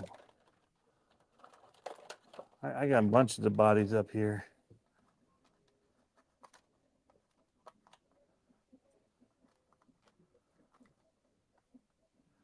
What are you thinking there?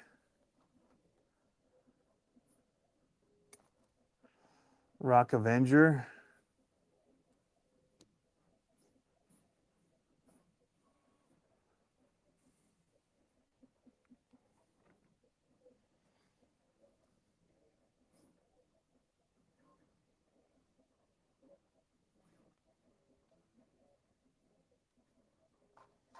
Just saying, got a couple options. It won't go on this body. This one's staying. This one's awesome. I might have to get rid of this empty wallet when I hear that guy's a kook.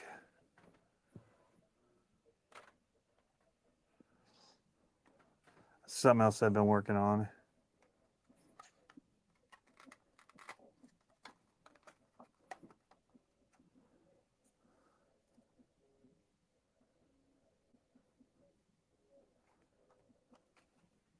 So, couple of options. But again, they're not going on this body. This body's figured out. Done. Man, I lost that piece again for the back of this. Well, I need to paint that thing bright green.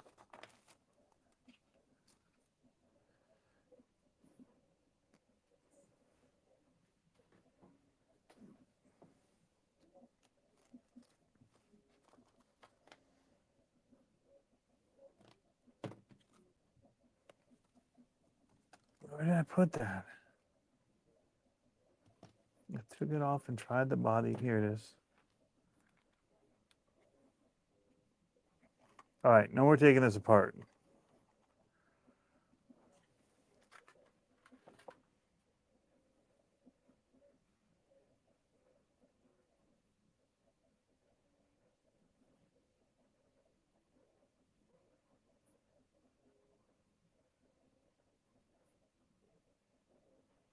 This is from the Mia's description. Front and rear are equipped with, by replacing the gears of the rear axle with the 16 is how you get the underdrive. Ah, nice. They'd go the underdrive route.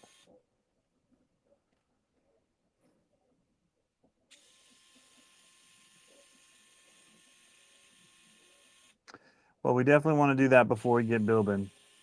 Thank you, Matt.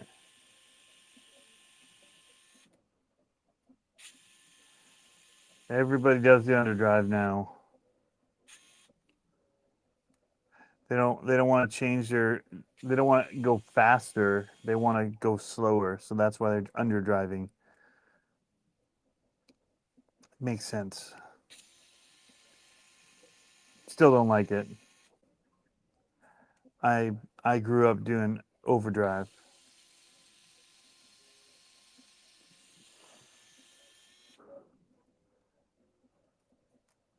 All this changing stuff for an old guy like me who doesn't like change doesn't work very good. All right. That's goopy. That's great. That's fantastic. I can't wait. Can't wait to do this. Kind of wish I had something for my hands. Gloves. Also, I'm an idiot. I have that case of screws that has them all in a smaller case, and I don't have to bring all those over. So, toolkit that you guys won't see. It's going to be off camera, but I'm going in for the good stuff. I think that's all I need. All right. But again, thank you, Matt, for the info. All right, back to scrolling down the comments.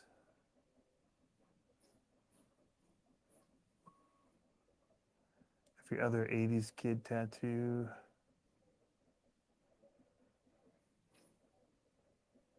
How can I get the body of the Avenger? I don't know.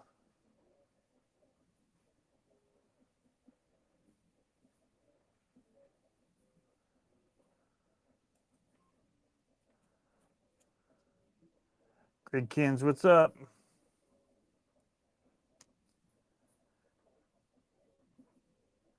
Anything blue? LOL, everything green. Yeah, I got a lot of green stuff. What do I have that is blue? I have a stock Bronco blue. Right there. I got, Jeff sold me an orange truck one time. And I got a black and silver, one of the Ecto, or whatever these were. Little element bodies.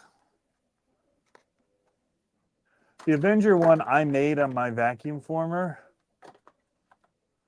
And then I think I sent it to Bari Musauer and he made it for me. And then he made one for Jim Kohler as well. I think that's how that worked. Or maybe he sent me the stickers. I don't remember. The Taz one I painted by myself. It's just brushed in. Brush paint on the inside. But looks great on the outside. That was a vacuum form one I did too. Just gotta get you a vacuum former and take apart one of the $10 toys at Walmart or Meijer. Tried to get my kids when we moved here to call Meijer Meijer. It worked for a short amount of time. And then the automatic checkout said, "Thank you for shopping at Meijer." And then they never believed us again about anything.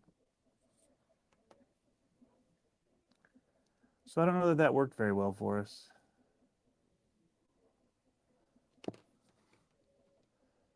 Matt's still rocking the Ecto Body. The Ecto Bodies are cool, man. Nothing wrong with rocking the Ecto Body.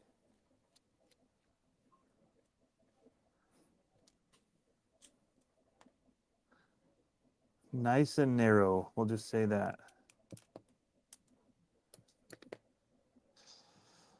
These are kind of a pain in the butt. What you think is just going to be easy slapping them in. No. No, no, no, no. Not so.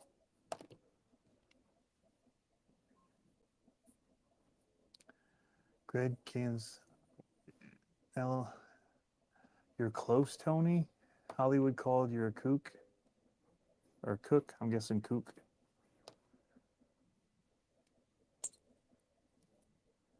Ugh. It's also icky. I don't like the ickiness of it. Very goopy. It's a very goopy. Their grease is really like a tacky grease. And so we're going to just try and clean as much of it off of this original one as we can. I don't really have a grease like it down here. I've got a gear grease, but it's not goopy.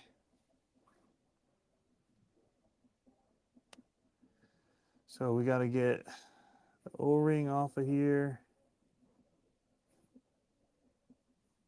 because these other O-rings seem like they're bigger.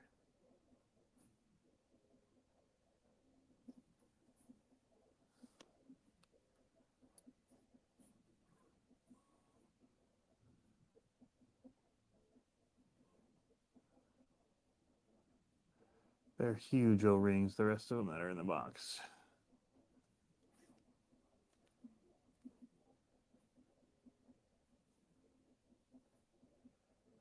All right, so there's one. I'm going to do the backside one, and then we're going to try and get as much of this grease off of here as well.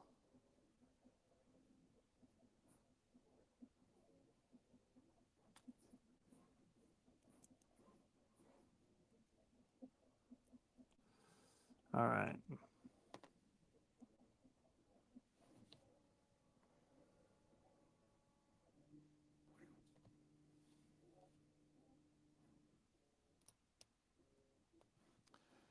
Make sure we get our bearings back in here.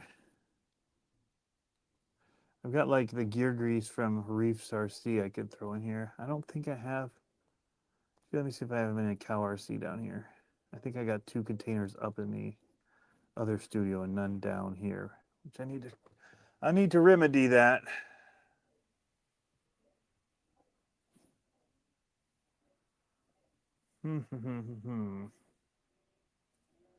Don't see any. Don't see any. Here's what we're dealing with right now.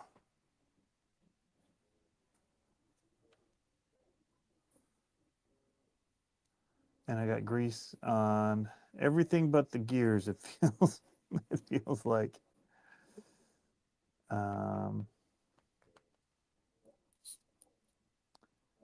really want to mix greases.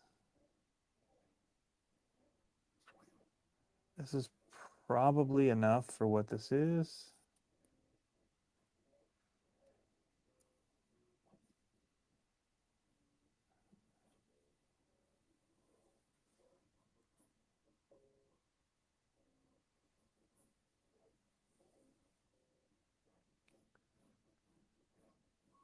When is the first monster truck race? I think I have one scheduled at Walter RC Park, and I'll have to look. He posted the dates already that we'd worked out that work with their schedule.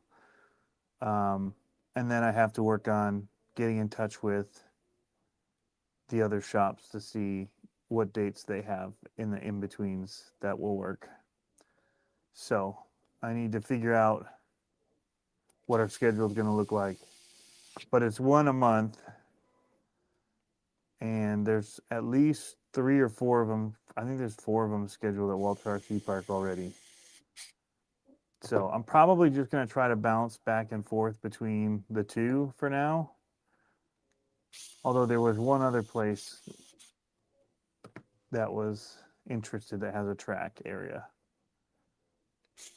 There's more places I think interested than I can actually realistically do for the guys asking about monster trucks.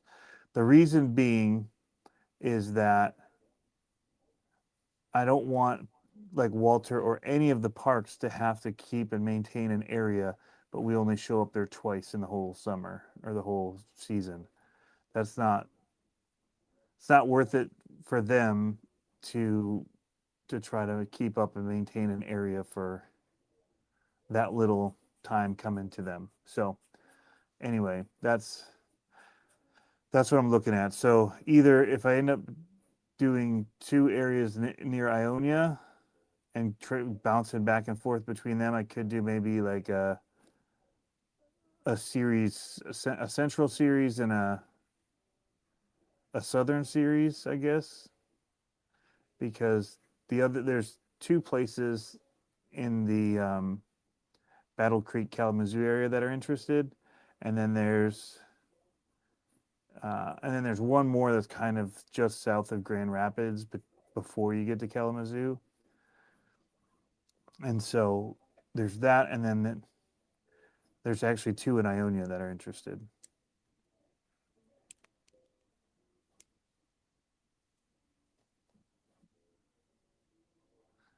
So I can't just go to each one once. I wouldn't want to maintain an area or have to if it doesn't exist already. Like if I'm going to ask them to make an area that we can run, I feel like we need to show up there regularly. So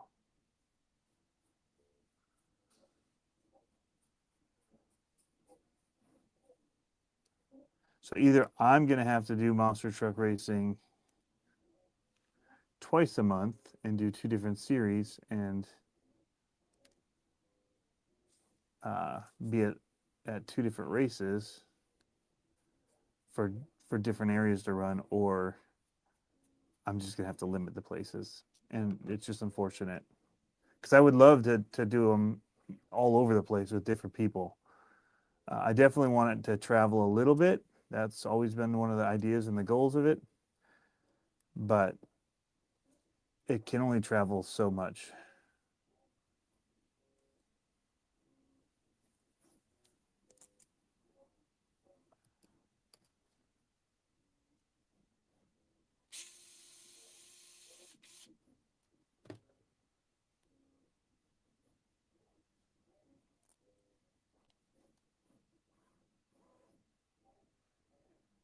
That's awesome, Matt. Milo got a quake for Christmas. How's your trailer holding up to snow? And do you have any moisture issues? I haven't looked really. There's a lot of snow on it. It's aluminum, so that's good. But I do need to check and see um, if we do have any moisture issues. It didn't seem to. The couple times I've been in, everything seems pretty dry.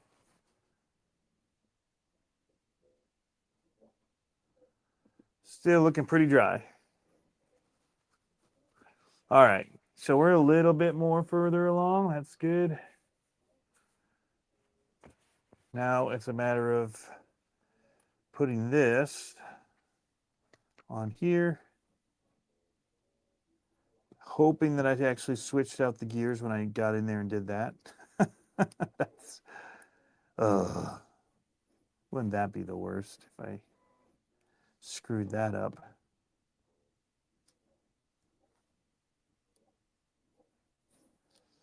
Let's not think like that.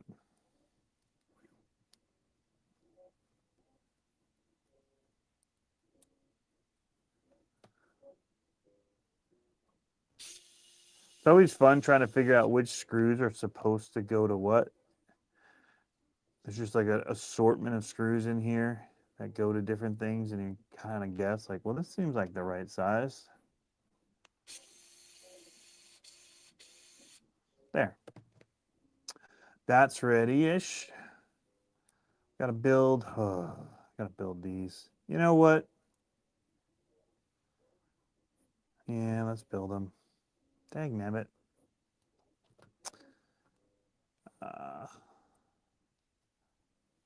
These are one of my least favorite things to build, and now I've got greasy fingers. Huh. I might have to go up and clean them with some orange cleaner. Big orange tub. What's that stuff called? Blanket on it. Yeah, that hurts. The gritty stuff. Only time they have moisture issues is when temperature go hot or cold really quickly. Okay. The moisture I was having was the wood that I used to make the light tree was, an exterior 4x4, and that thing was gassing off or whatever, sweating. And so then inside of that bin that I was storing it all in was getting wet. So I have to take that out right now and just put it on the post whenever I get where I'm going, which is here, and not have it inside that little container.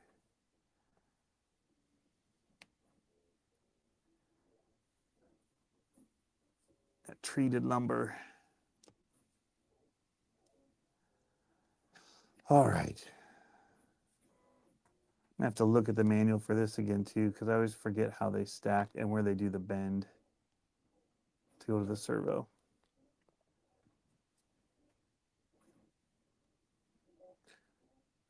Yeah, treated lumber. Yep, it's just that one post.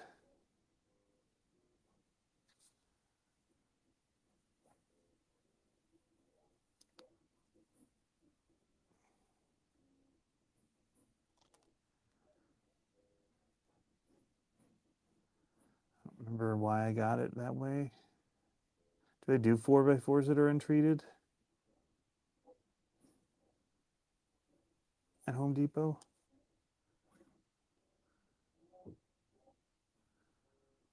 Ooh, these.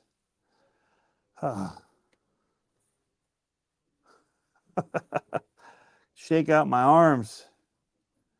Ouch.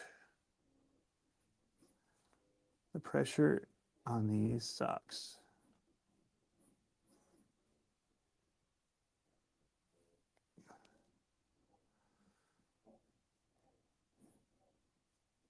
Oh,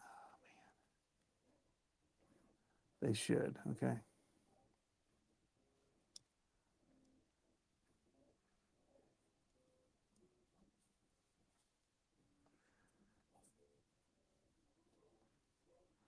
It's just the small tightness of having to hold this slippery thing.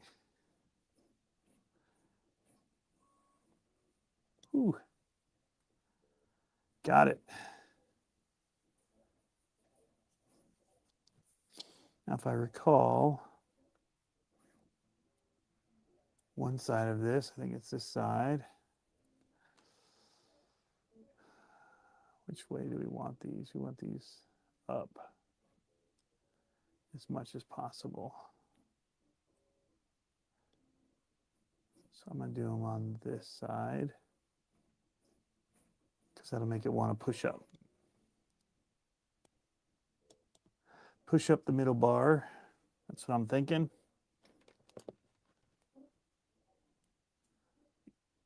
It does one thing to look at how they set it up, but sometimes then you do it a dumb way because you just look at how they say to do it and they haven't really thought it through. So I'm not going to look. I'm going to think about how I want this to work, and we're just going to go for it. So I want that bar to ride high if I'm going to use it. For the limited time that I am going to use it.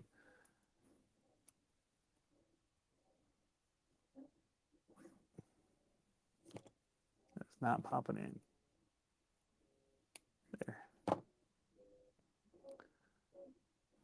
And then I'll probably go this with the short arm going up.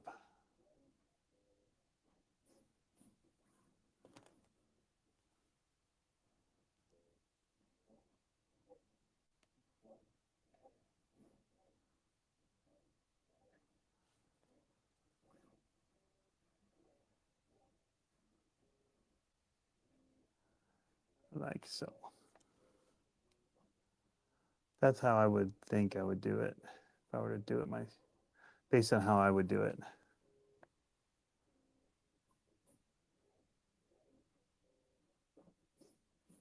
Because the other way would be coming off of this and just being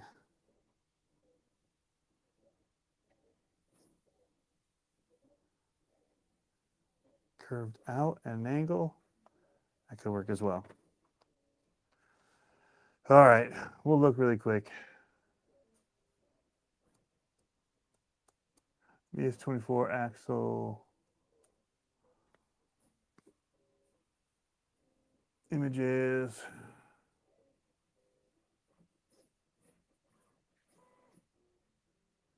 So they're just showing it being the bend to match this bend out forward.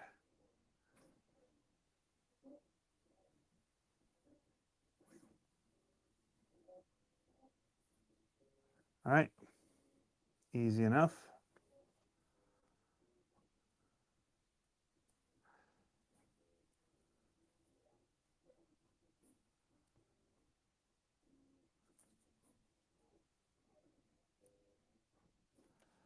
I think it's easy enough. Why is this being not so easy?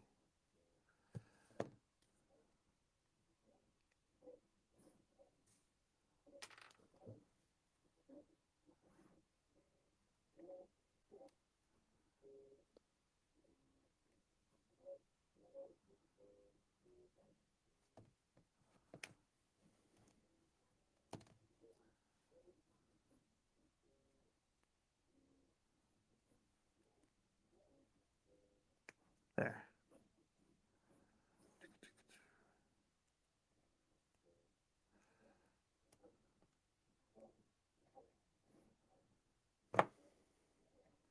What could go wrong with that setup? Everything.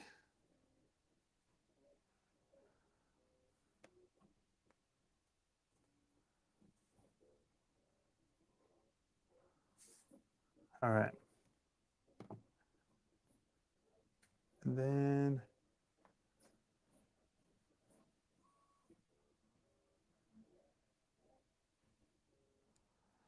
this one goes in here.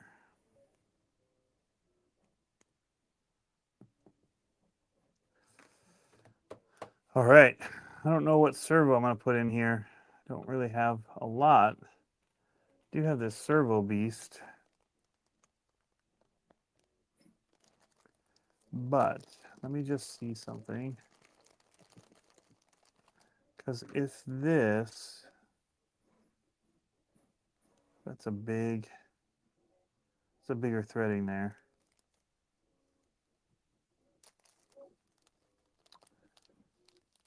I have that brass one. I can't find anything that fits it. So let's see if this fits it.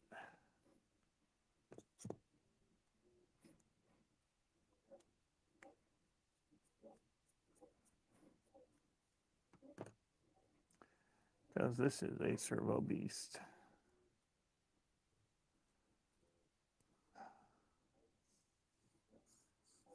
It looks like it does. Winner, winner. But I got a problem because these are large threads. So we're going to have to figure that out. What's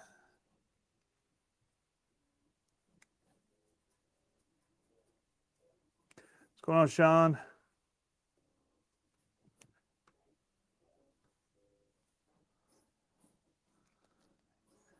Wait, maybe this little piece. Would this fit in here? No. Nope. All right.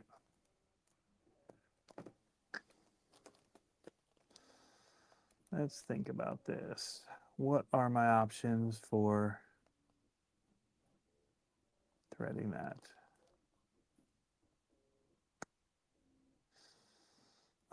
One option is really long screw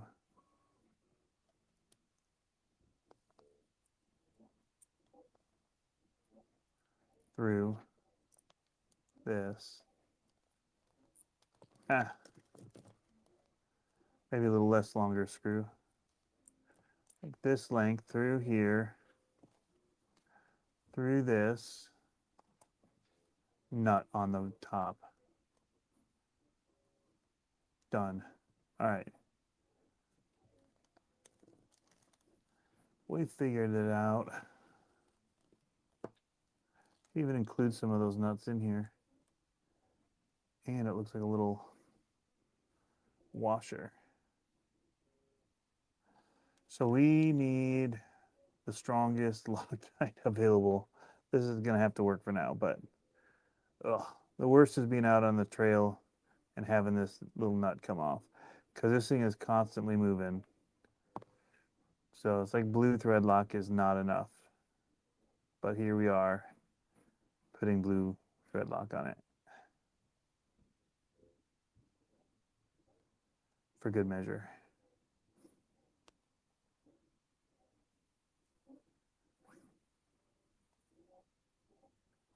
Oh, I'm glad I get to use this servo again. I really like this servo.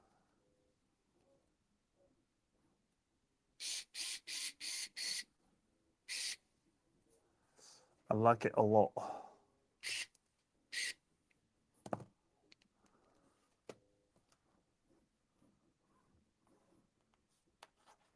Sweet. Sweetness. That's going to go on that Mamba Jamba. We're going to thread lock this junk.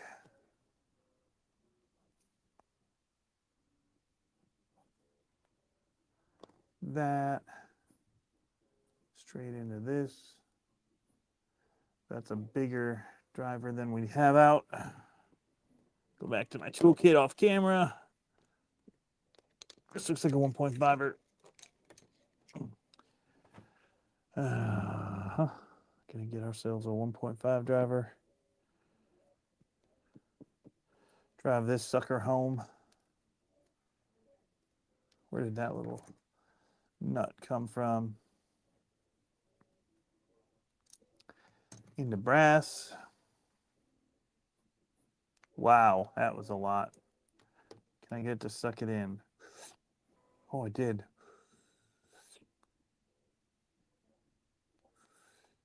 Oh, that was cool. See, Vibrotite.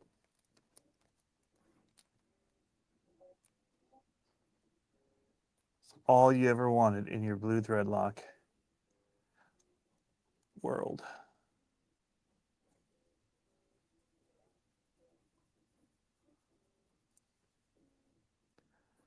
All right, so we're 2 hours into this build. And things are beginning to kind of take some shape.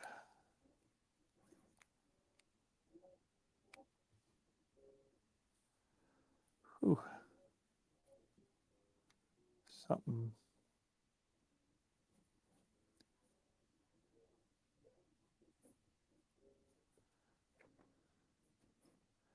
Don't look like they're going to line up.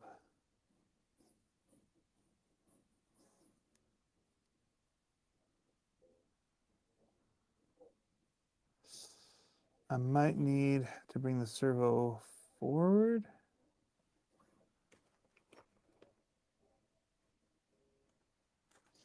We'll see. I think before I put it on though, I kind of want to put the links in.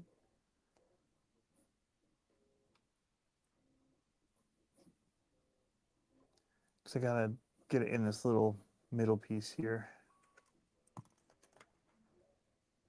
Like so.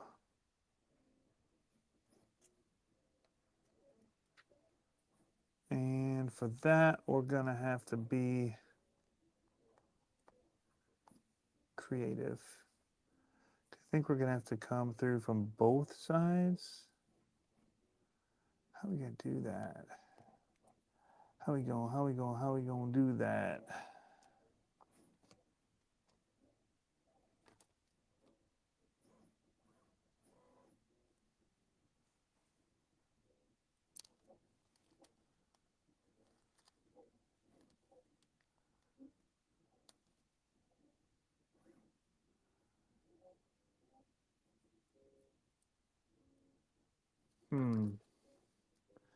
Thought one of these was so long that it would.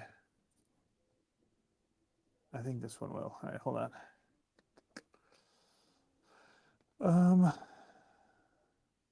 Where'd that go? I think it'll thread through and actually hold the middle of it.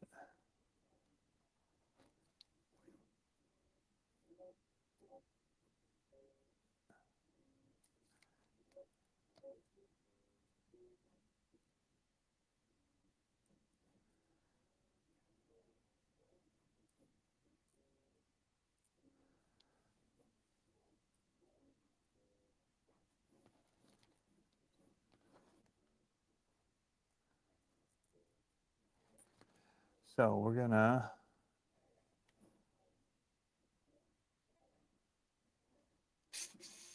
pre-thread this. Then we're gonna put this in here.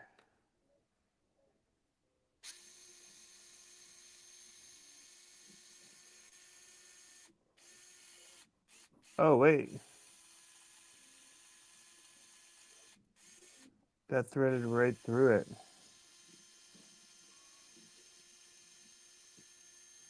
So I don't need that long of one. I probably just need this length. That's a big opening. That hole is just to allow you to thread straight through it. That's cool. Good thinking, Mias. All you guys are probably thinking I'm crazy over here. And it's threading right through it.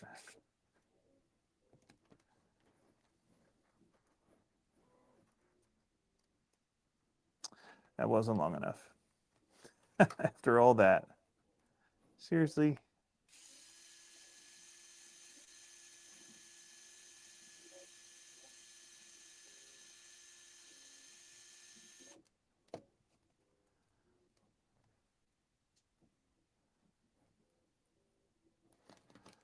All right, this is in the middle, so we should thread lock it.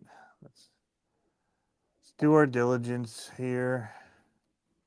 We're doing everything 3 times anyway, might as well.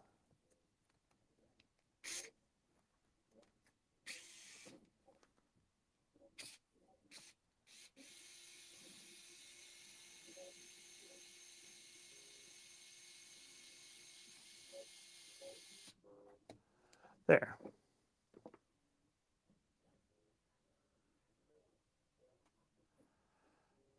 So, how does our angle look when we do our linkages here? Do you guys say linkages? I noticed Cave Crawler says linkages every time he talks about links.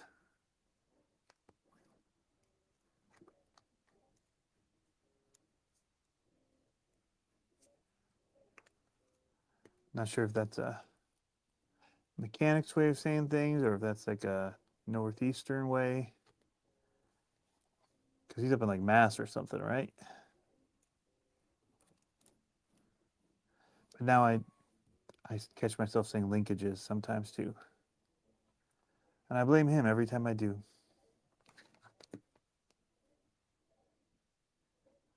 Oh, it's saying RC car.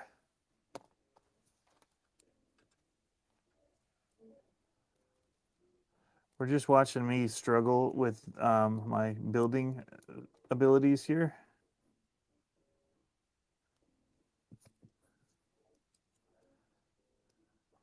Everyone's probably like, this isn't how you should do it.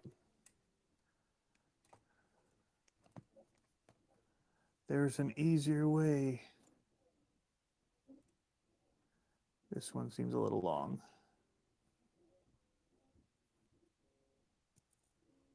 Well, maybe not.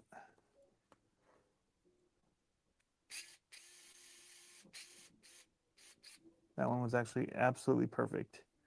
Perfect in every way. Couldn't have done it better if I had tried. I'm just trying to make sure I get the exact same one again. That looks pretty good. All right, now back to the linkages thing. Am I doing linkages or am I doing links? I need to know so I can say it right the rest of this video. Because I don't like being wrong.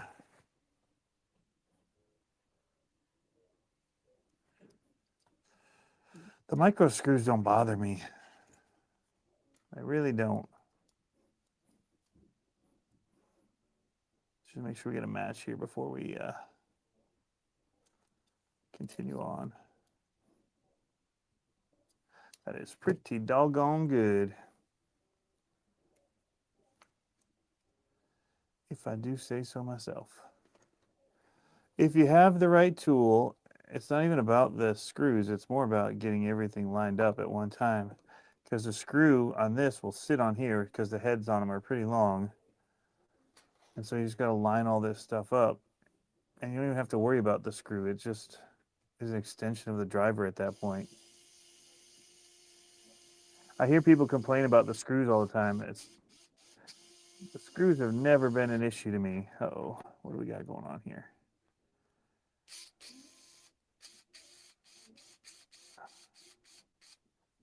Go. There. What are we dealing with here?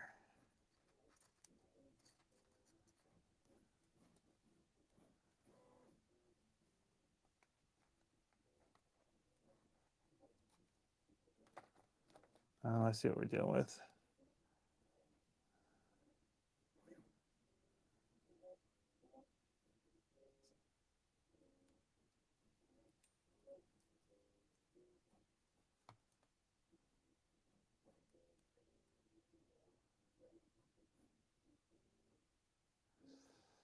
Um,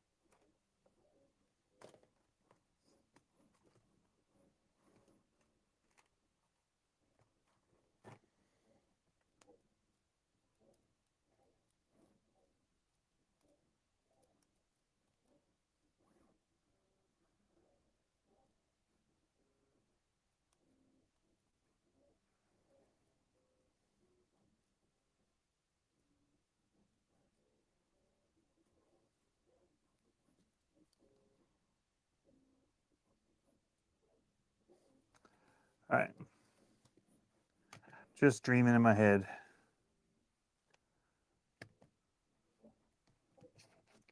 Just dreaming.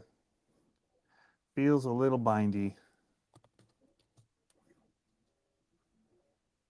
But we're going to proceed for the time being and maybe have to revisit our upper links for the front, which sucks because it's going to mean a lot of tear down to replace it.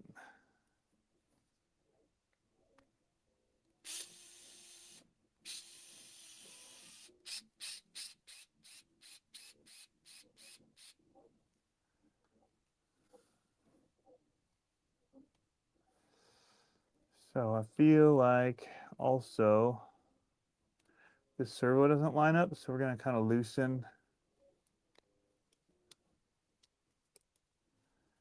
maybe these front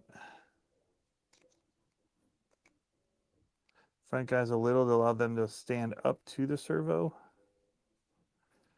Not ideal, but kind of feels like we need to.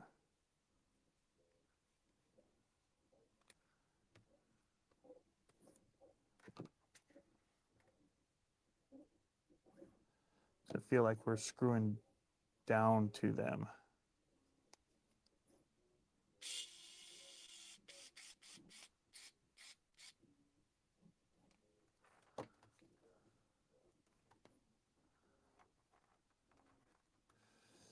Yeah, we're just gonna, it's tight because they're angling into it.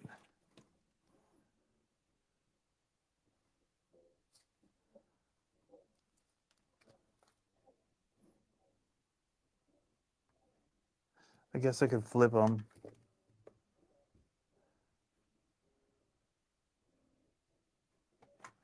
I could take it off and flip those so they're out the other way instead of facing inward, because I definitely feel like we're driving into them. So, not that hard to change.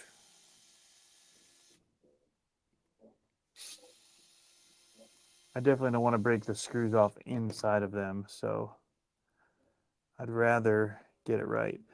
But I think the easiest way we're going to do it is to just actually take this off of here.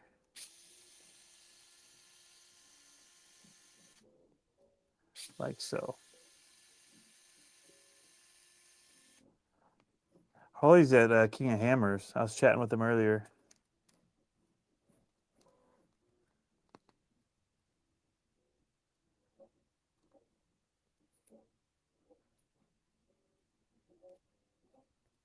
Kind of joking about,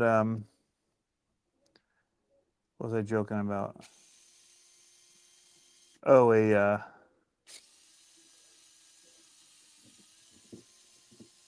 VS424.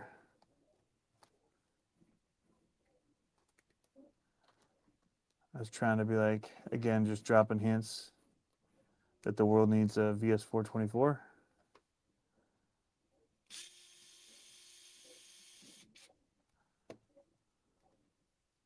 Didn't go anywhere.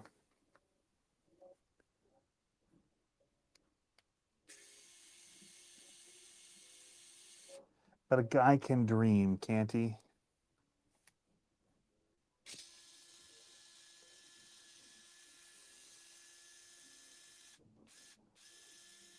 I actually wanted the servo a bit further forward as well.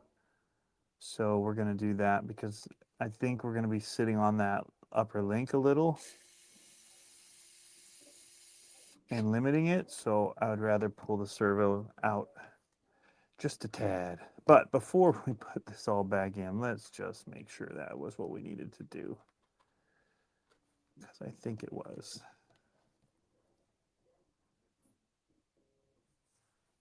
It seems happier as a servo.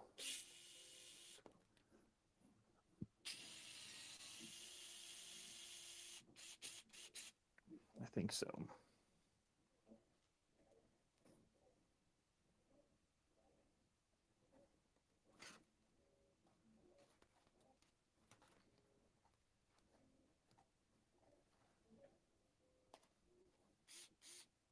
Nope.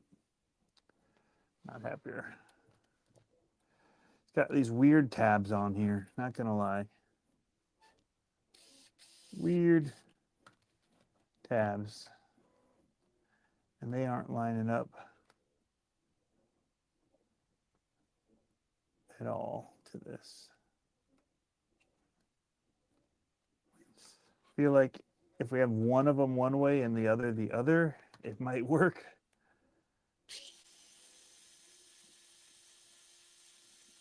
How far will I go to use this servo? This is about as far. This doesn't work. I think I have an Endura servo. Actually, I know I do.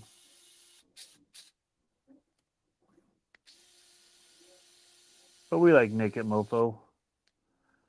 So we're going to try and make it work.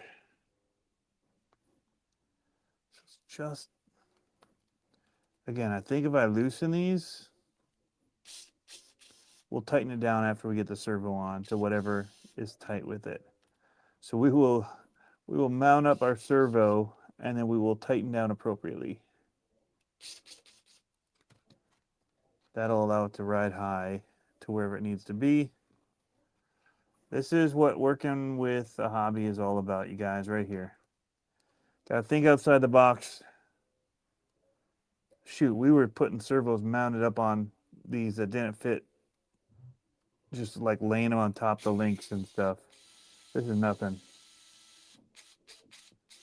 I ain't worried about this. All right, so that's good. Now we're going to tighten this down to whatever it will consider to be good based on the height of how the servo is. All right. I think that's good.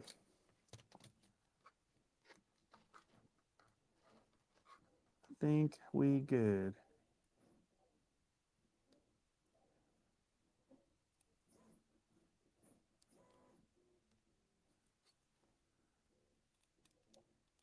Maybe. Come on, get back on here. Oh, well, that sucks. Move that out. I think we all right.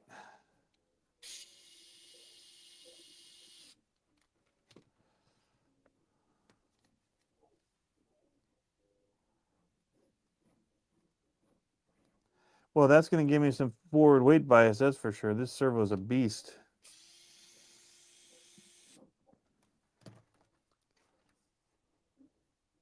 Well, I guess that's even in the name of it. That sticks out a bit. I bet it would go behind here. So, that sucks.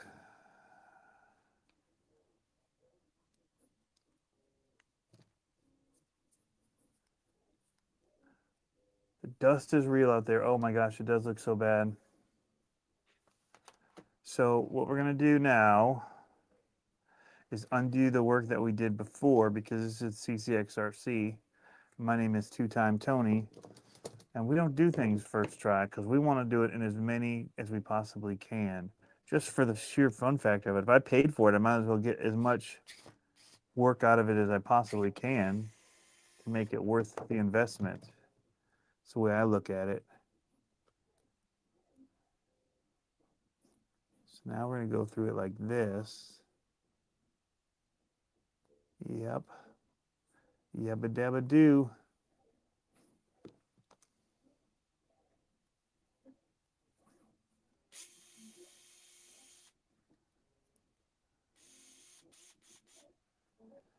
Yabba dabba do. This is how we do it.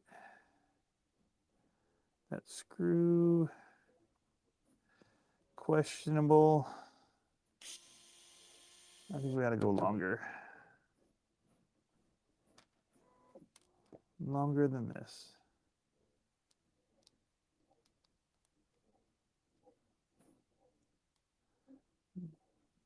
This is the same length. This one.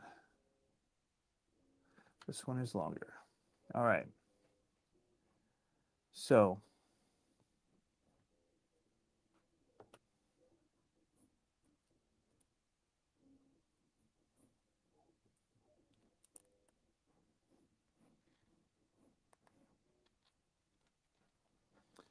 do this.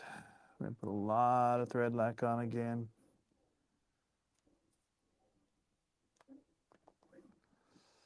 Just for good measure. Should probably put 2 nuts on to be safe. I feel like there's room. So as this one screws on, gonna look, see if I can't find another one. Yep.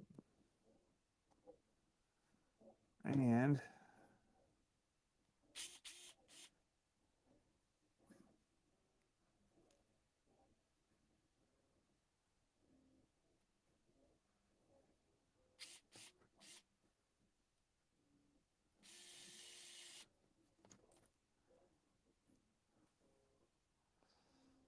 all right. Nice and tight. Boom. All right.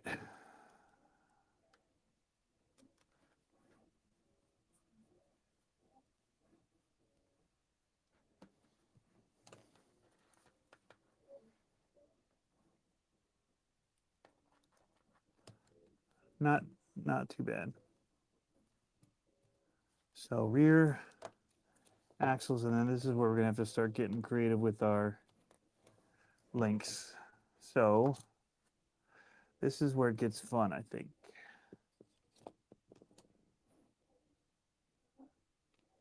Methinks.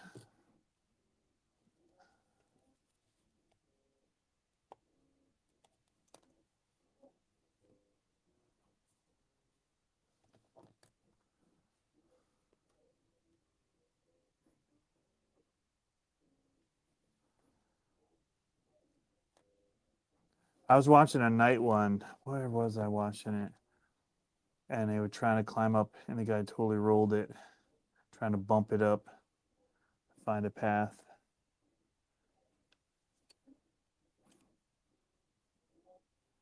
On the lid.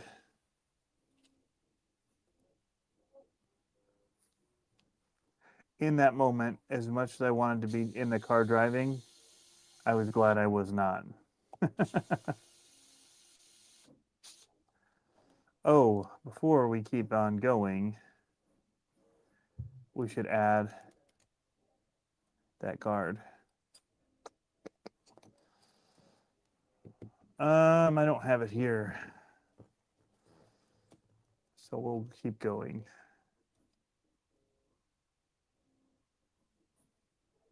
Because until we do the uppers in a final way, we can still get at it.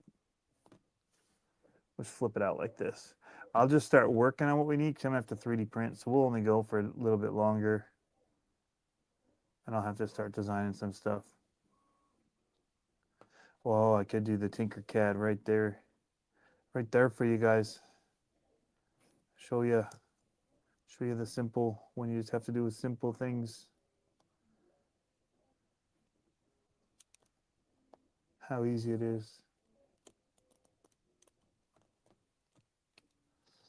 All right. And we're not too far from a truck. Look at how bent in this is here.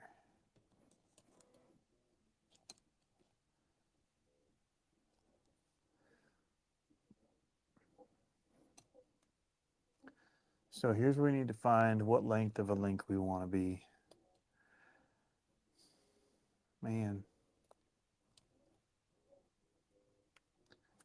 Shocks down. I could probably... And this might be the perfect one right here. Huh.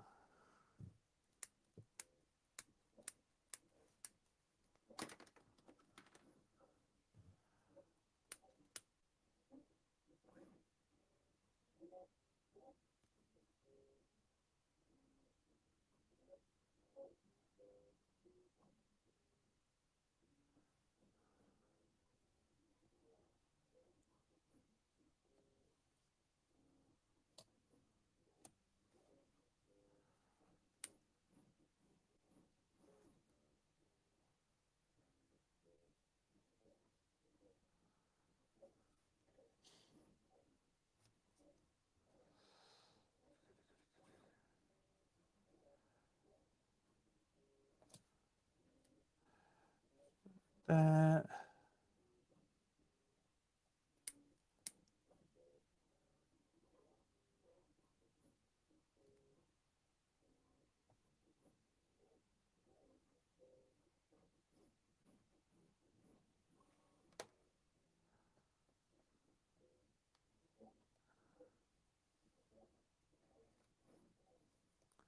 Might have gone more than I needed.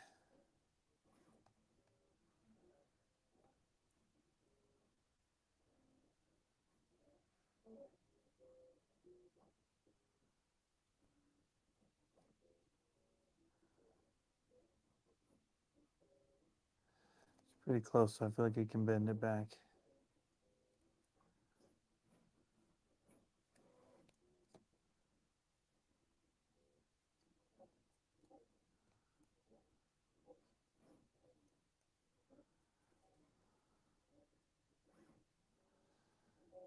that.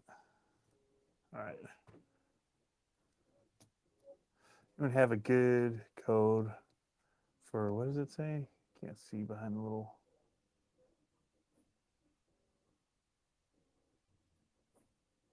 Whoops, I just hit it a bunch of times. I was trying to look. There's this little button here for Horizon Hobby, a good code. I don't know if they have any codes right now.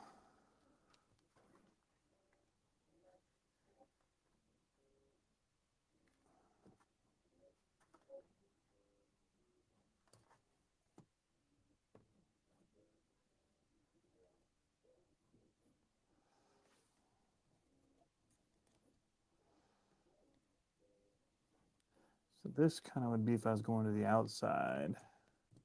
I probably need to unbend some of it.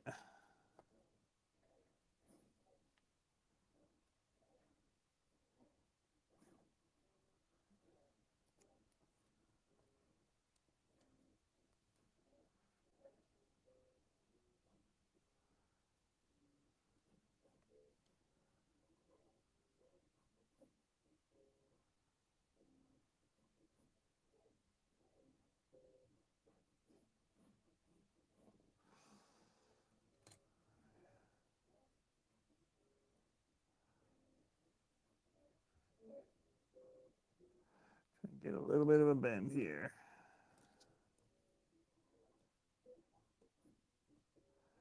That feels right on the money. So if I can make another one just like that, and it's perfect because it goes right to the end of this hole, which should lock it from wanting to push any further in. So I could just brace across here. Just put a brace between this and the other and screw into it. So I just have to measure what that width would be that we need. It's tough because it's definitely bowing in.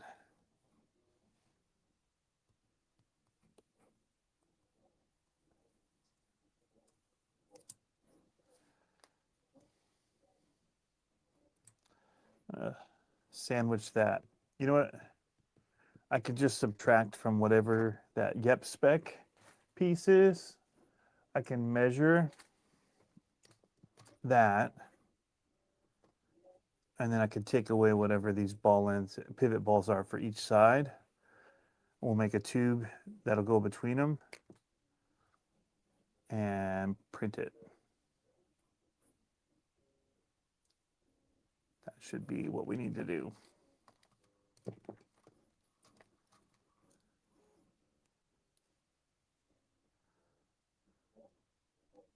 So this is 35 millimeters.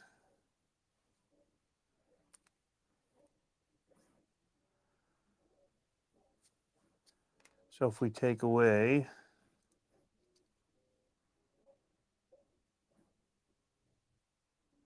5 millimeters, so take away 10 millimeters total, so 25 millimeter spacer.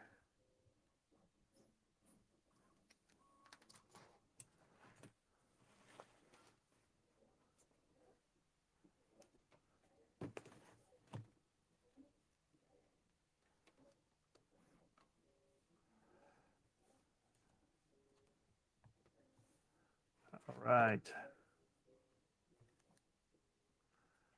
Here's the easy way. We are just going to create a new design. Do this. Make it round. I'm just going to do 25 millimeters. Nope, that's how tall we want it. How big around do I want it? So 1.4. What is this guy currently? 5. Let's do 6. Just for good measure.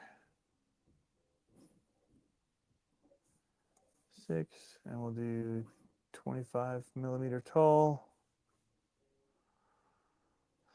That feels like it's gonna be a little big. Maybe we'll do 5.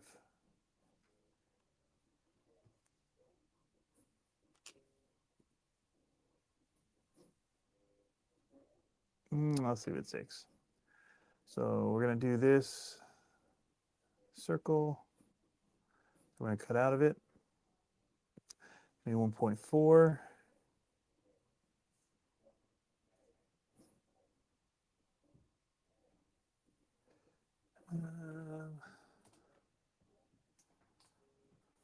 0.4 by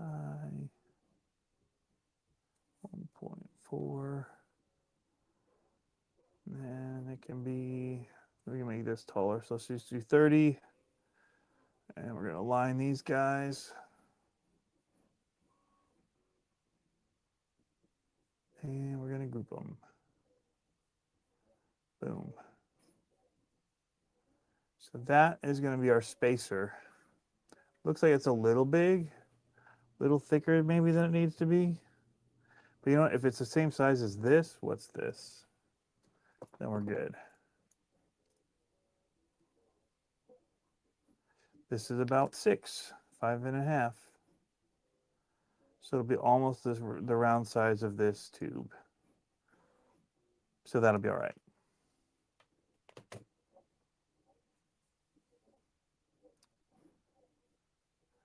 And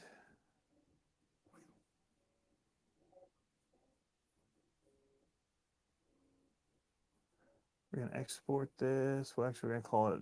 We want to be an epic Blad Sango. We're gonna call this the SCX24 rear upper link spacer. Now, I probably didn't have to cut the whole tube out of here. Let me think about that. Because we just need the screws to be able to go in. It'd probably be a little stronger if I didn't.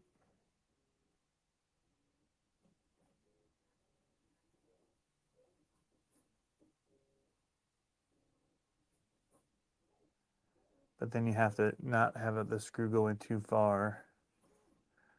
Let's undo. We can break it apart. So let's say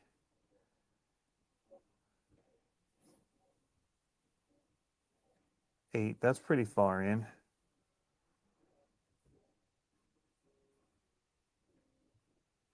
And now we got 2.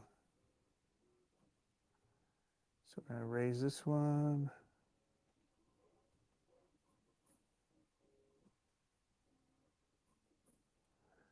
So I'm actually just going to align these to the top. And then center it here and here. And then we're going to cut that out. And then we're going to align these.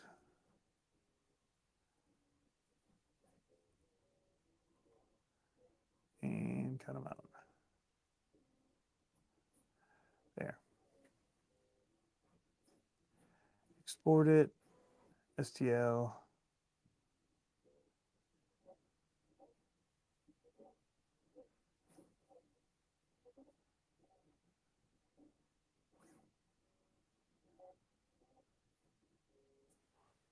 Hey, and I got one done. Oh.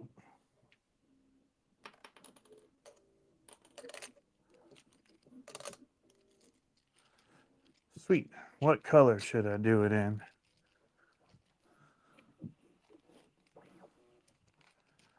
These are from my buddy Rick. He gets the red gates.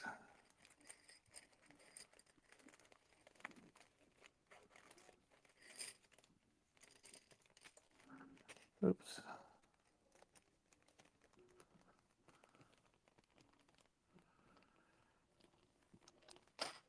What am I tinkering?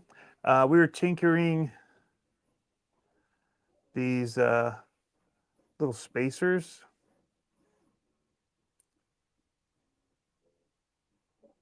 You can't really see the hole on the top.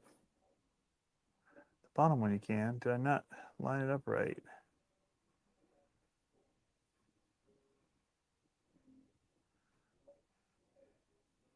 Let's go back to Tinkercad. Did I mess it up? I did mess it up. How did I mess it up? Unbreak.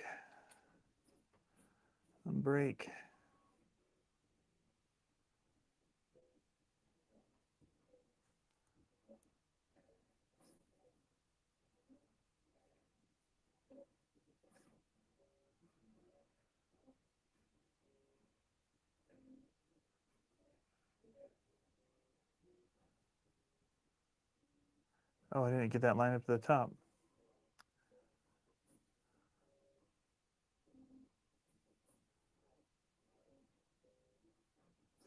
It says it is, but it's not. So we're just gonna expand it there.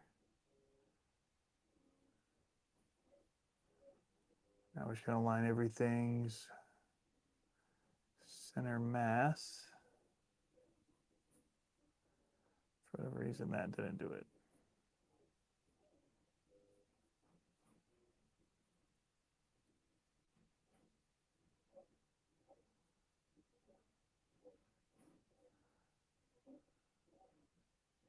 Now we got it. All right, so we need to trash this one. Re-export. Quit Prusa slicer. Good thing we looked at that before we printed it.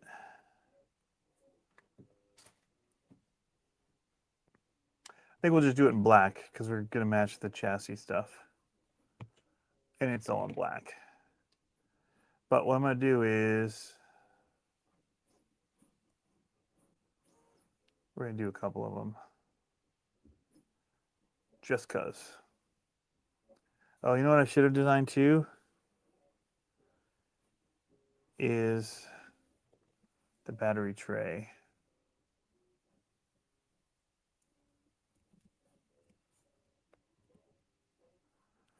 Battery tray.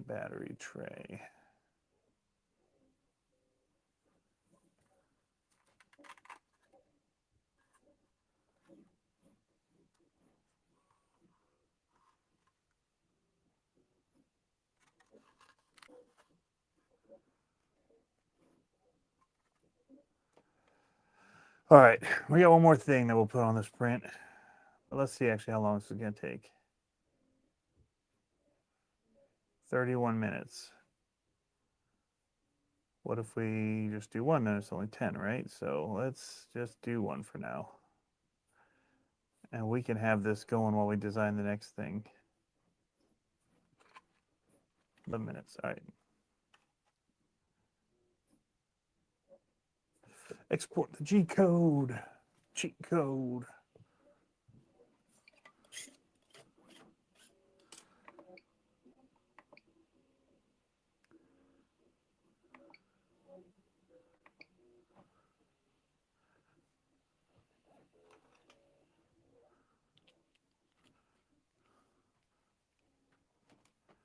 All right. This is just how we get stuff done around here. Quickly. But not super quickly. How long have we been going? 3 hours almost? And we're designing parts. I mean, we're fancy like that. Tinkercad.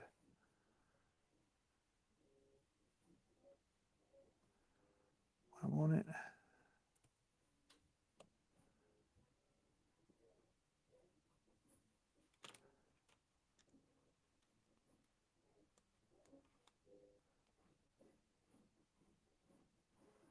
Find out why it won't read this card reader.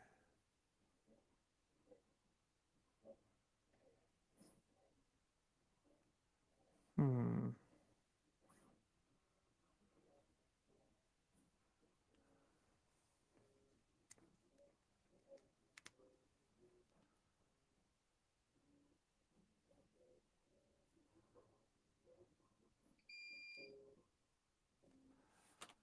I gotta change my filament here.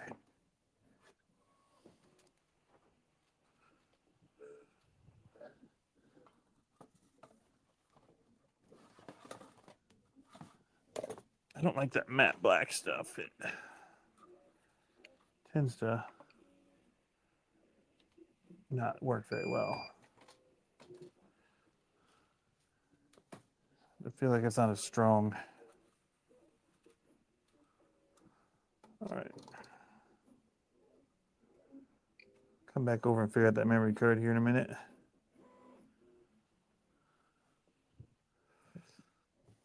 I was having issues the other day too.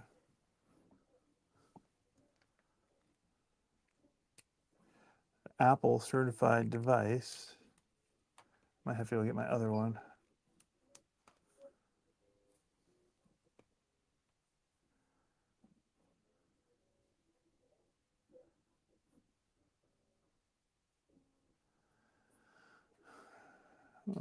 Disk, utility. It's not even trying to.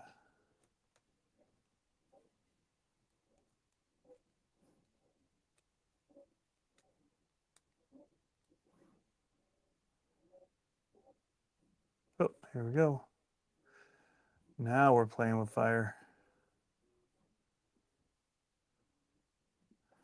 I'm an old Mac user. I'm a desktop dropper. Where'd that go? SCX24. There it is. Checked. Oh.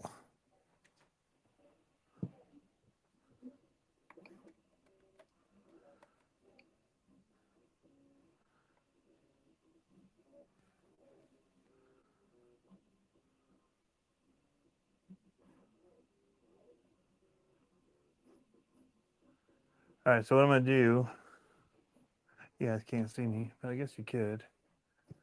Just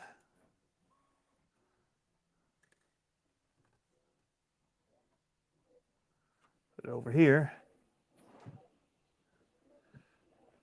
Got to find my glue stick.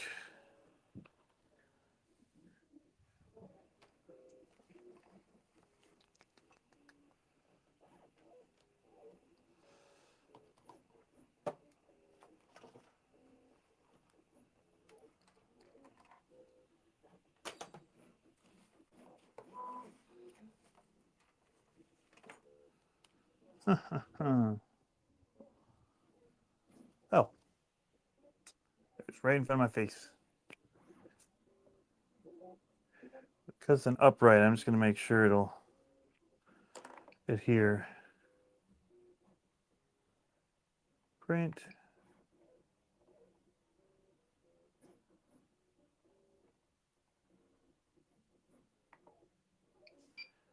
All right. It's good to go. Now, we can do one more design real quick, because we're going to need it for our battery tray. So, we'll drop back over here. Green, duh. See what I'm saying? Green.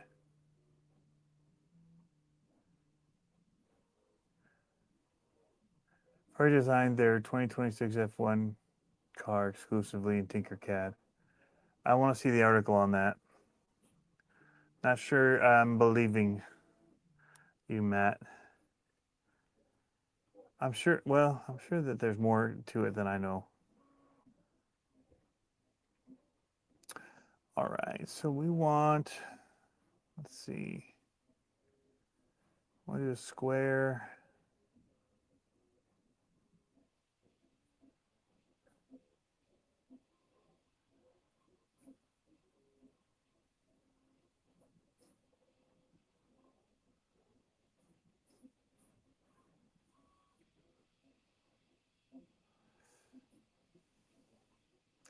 I like the idea of having a radius to edge, but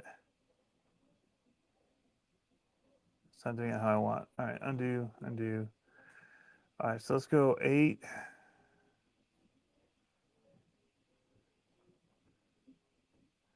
And what was our width again? It was 35. So 35, that's our width. What I want to have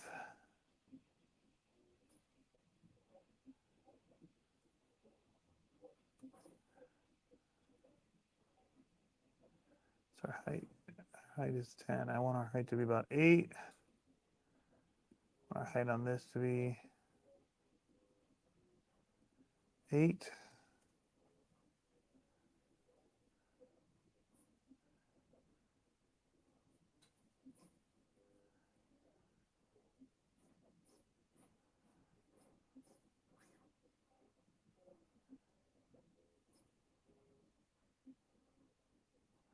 Oops.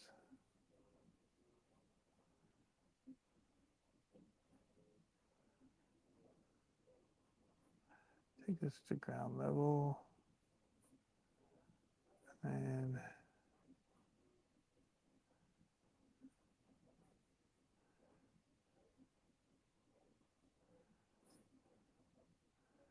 make it 35. Nope. This one.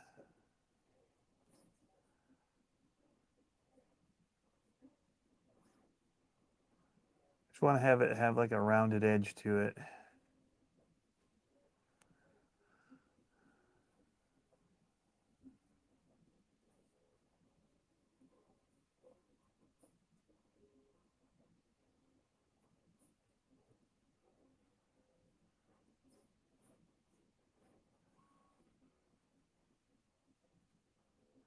Yep, like that.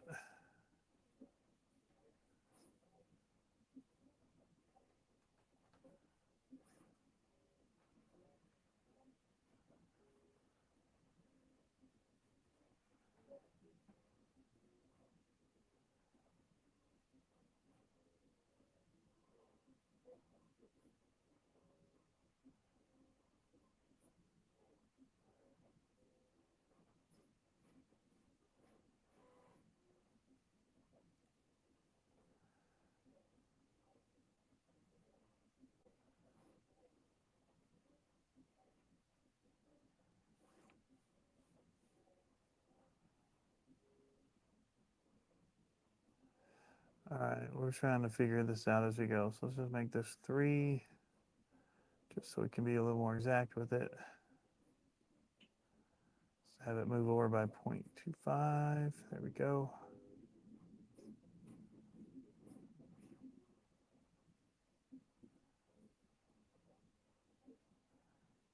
All right, so I think that'll work.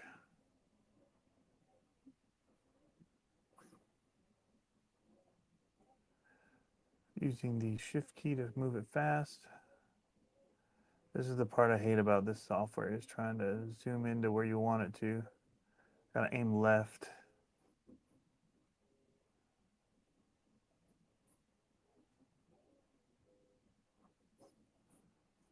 All right, we're gonna just call that good. Yeah, something like that as a sandwich. Looks pretty tasty.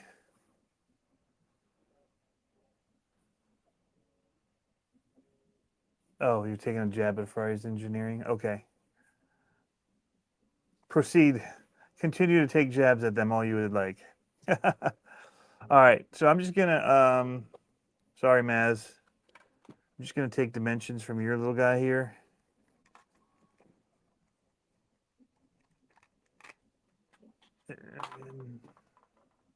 As an idea, I need a ballpark about how wide I need to be.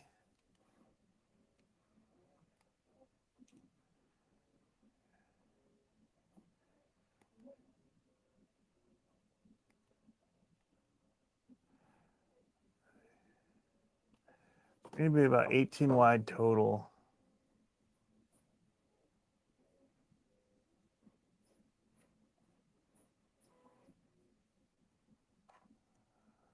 For the battery to be able to sit on it.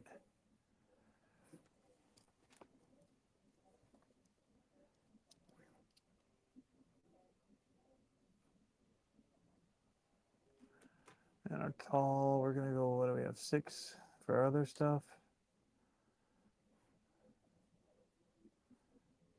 5.5. Let's just take a little extra off. And then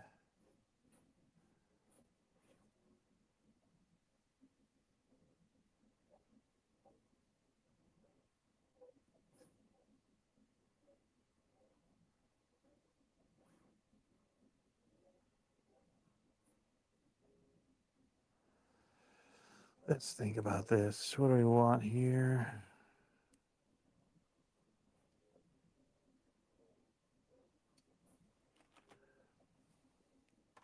So this is 35 total. So we want about 3 on each side of this. So 6. So this would be 29 wide.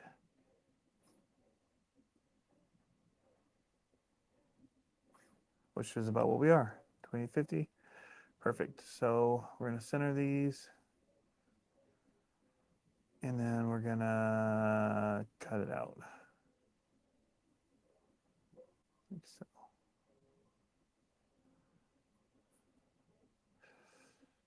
Undo.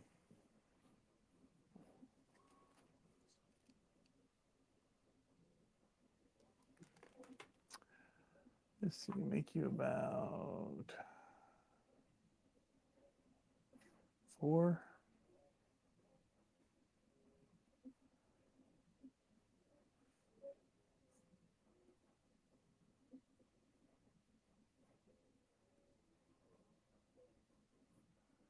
Something like this. And then we're going to cut. And then we're going to do those 1.4s.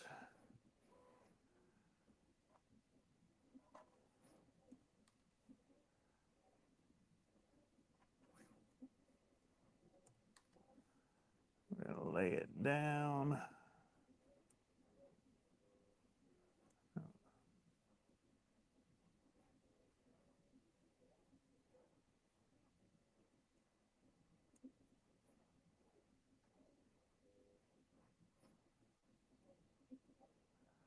Trying to figure some of this stuff out as we go. Sorry, guys. Nope. Just this one.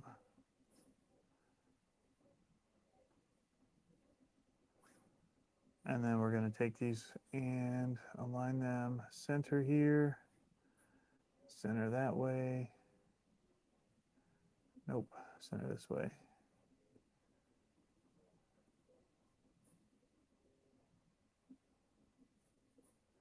Something like that to go through for screw holes. Because we still want a little bit of room for our stuff in the front to work.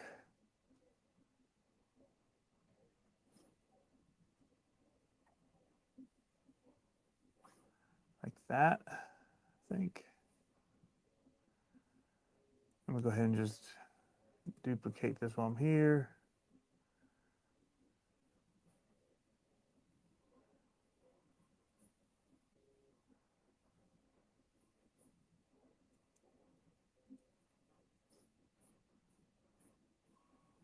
We'll make this a multi-purpose one. We'll have 2 cutouts.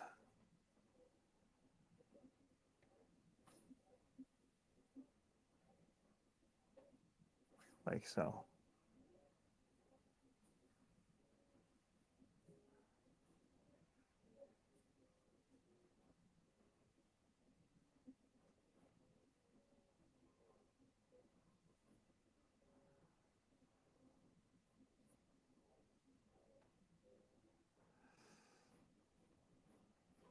All right, we're going to call this SCX24 battery tray.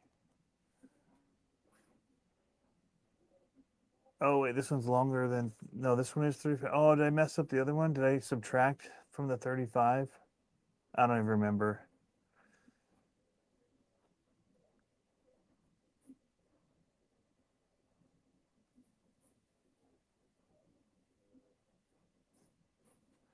I select this and then rotate. No, I think it does it off of the center of the page. You can choose a 0 point.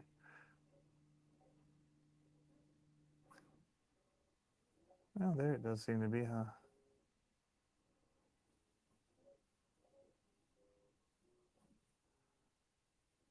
Anyway, I think for what we're doing, this will still work all right. Not perfect, but I don't know exactly what I'm doing. All right. What's up, Addicted to RC? Let's see what this banger is going to take to make. I just don't remember if I actually shrunk this down from our original height. Curious. Yes, we did. Cool. Or width is what we needed to change from. All right, what are we dealing with here? What did I say the filament was? PLA? Sweet. So this is also only going to take, we want a little thicker infill than that maybe.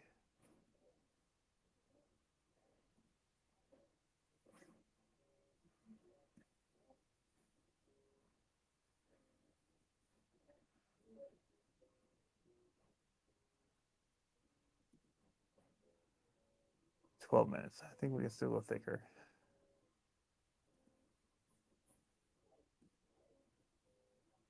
$13 minutes. All right. That looks a little meatier, I'd say.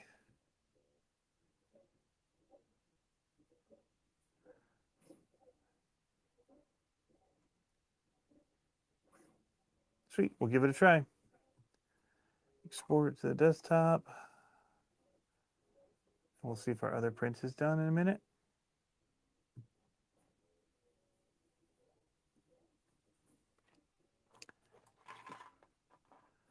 We'll get this all moving along.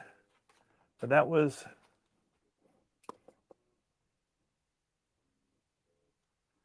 all right. Let's see here.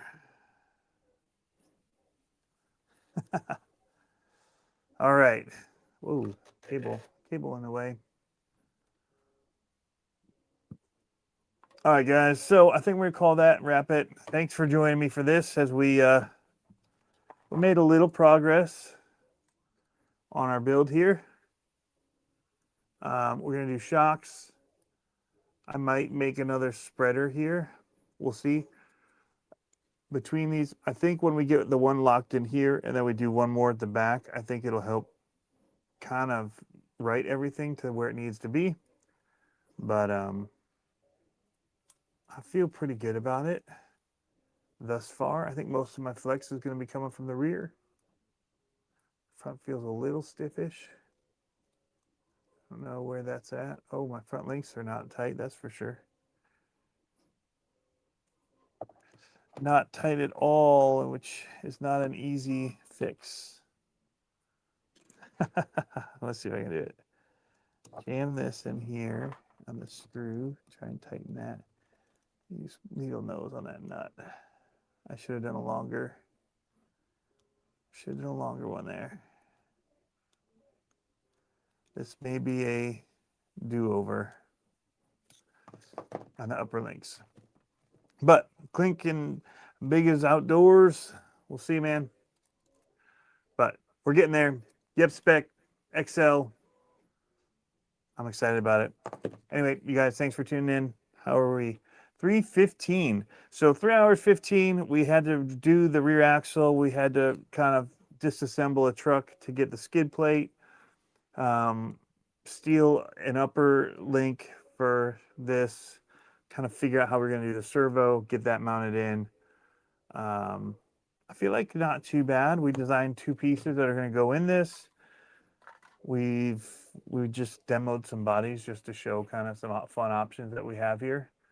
So anyway, I may end up on later. We'll see. But thank you guys for jumping in, and we'll catch you next time. I don't know where to end it. There we go.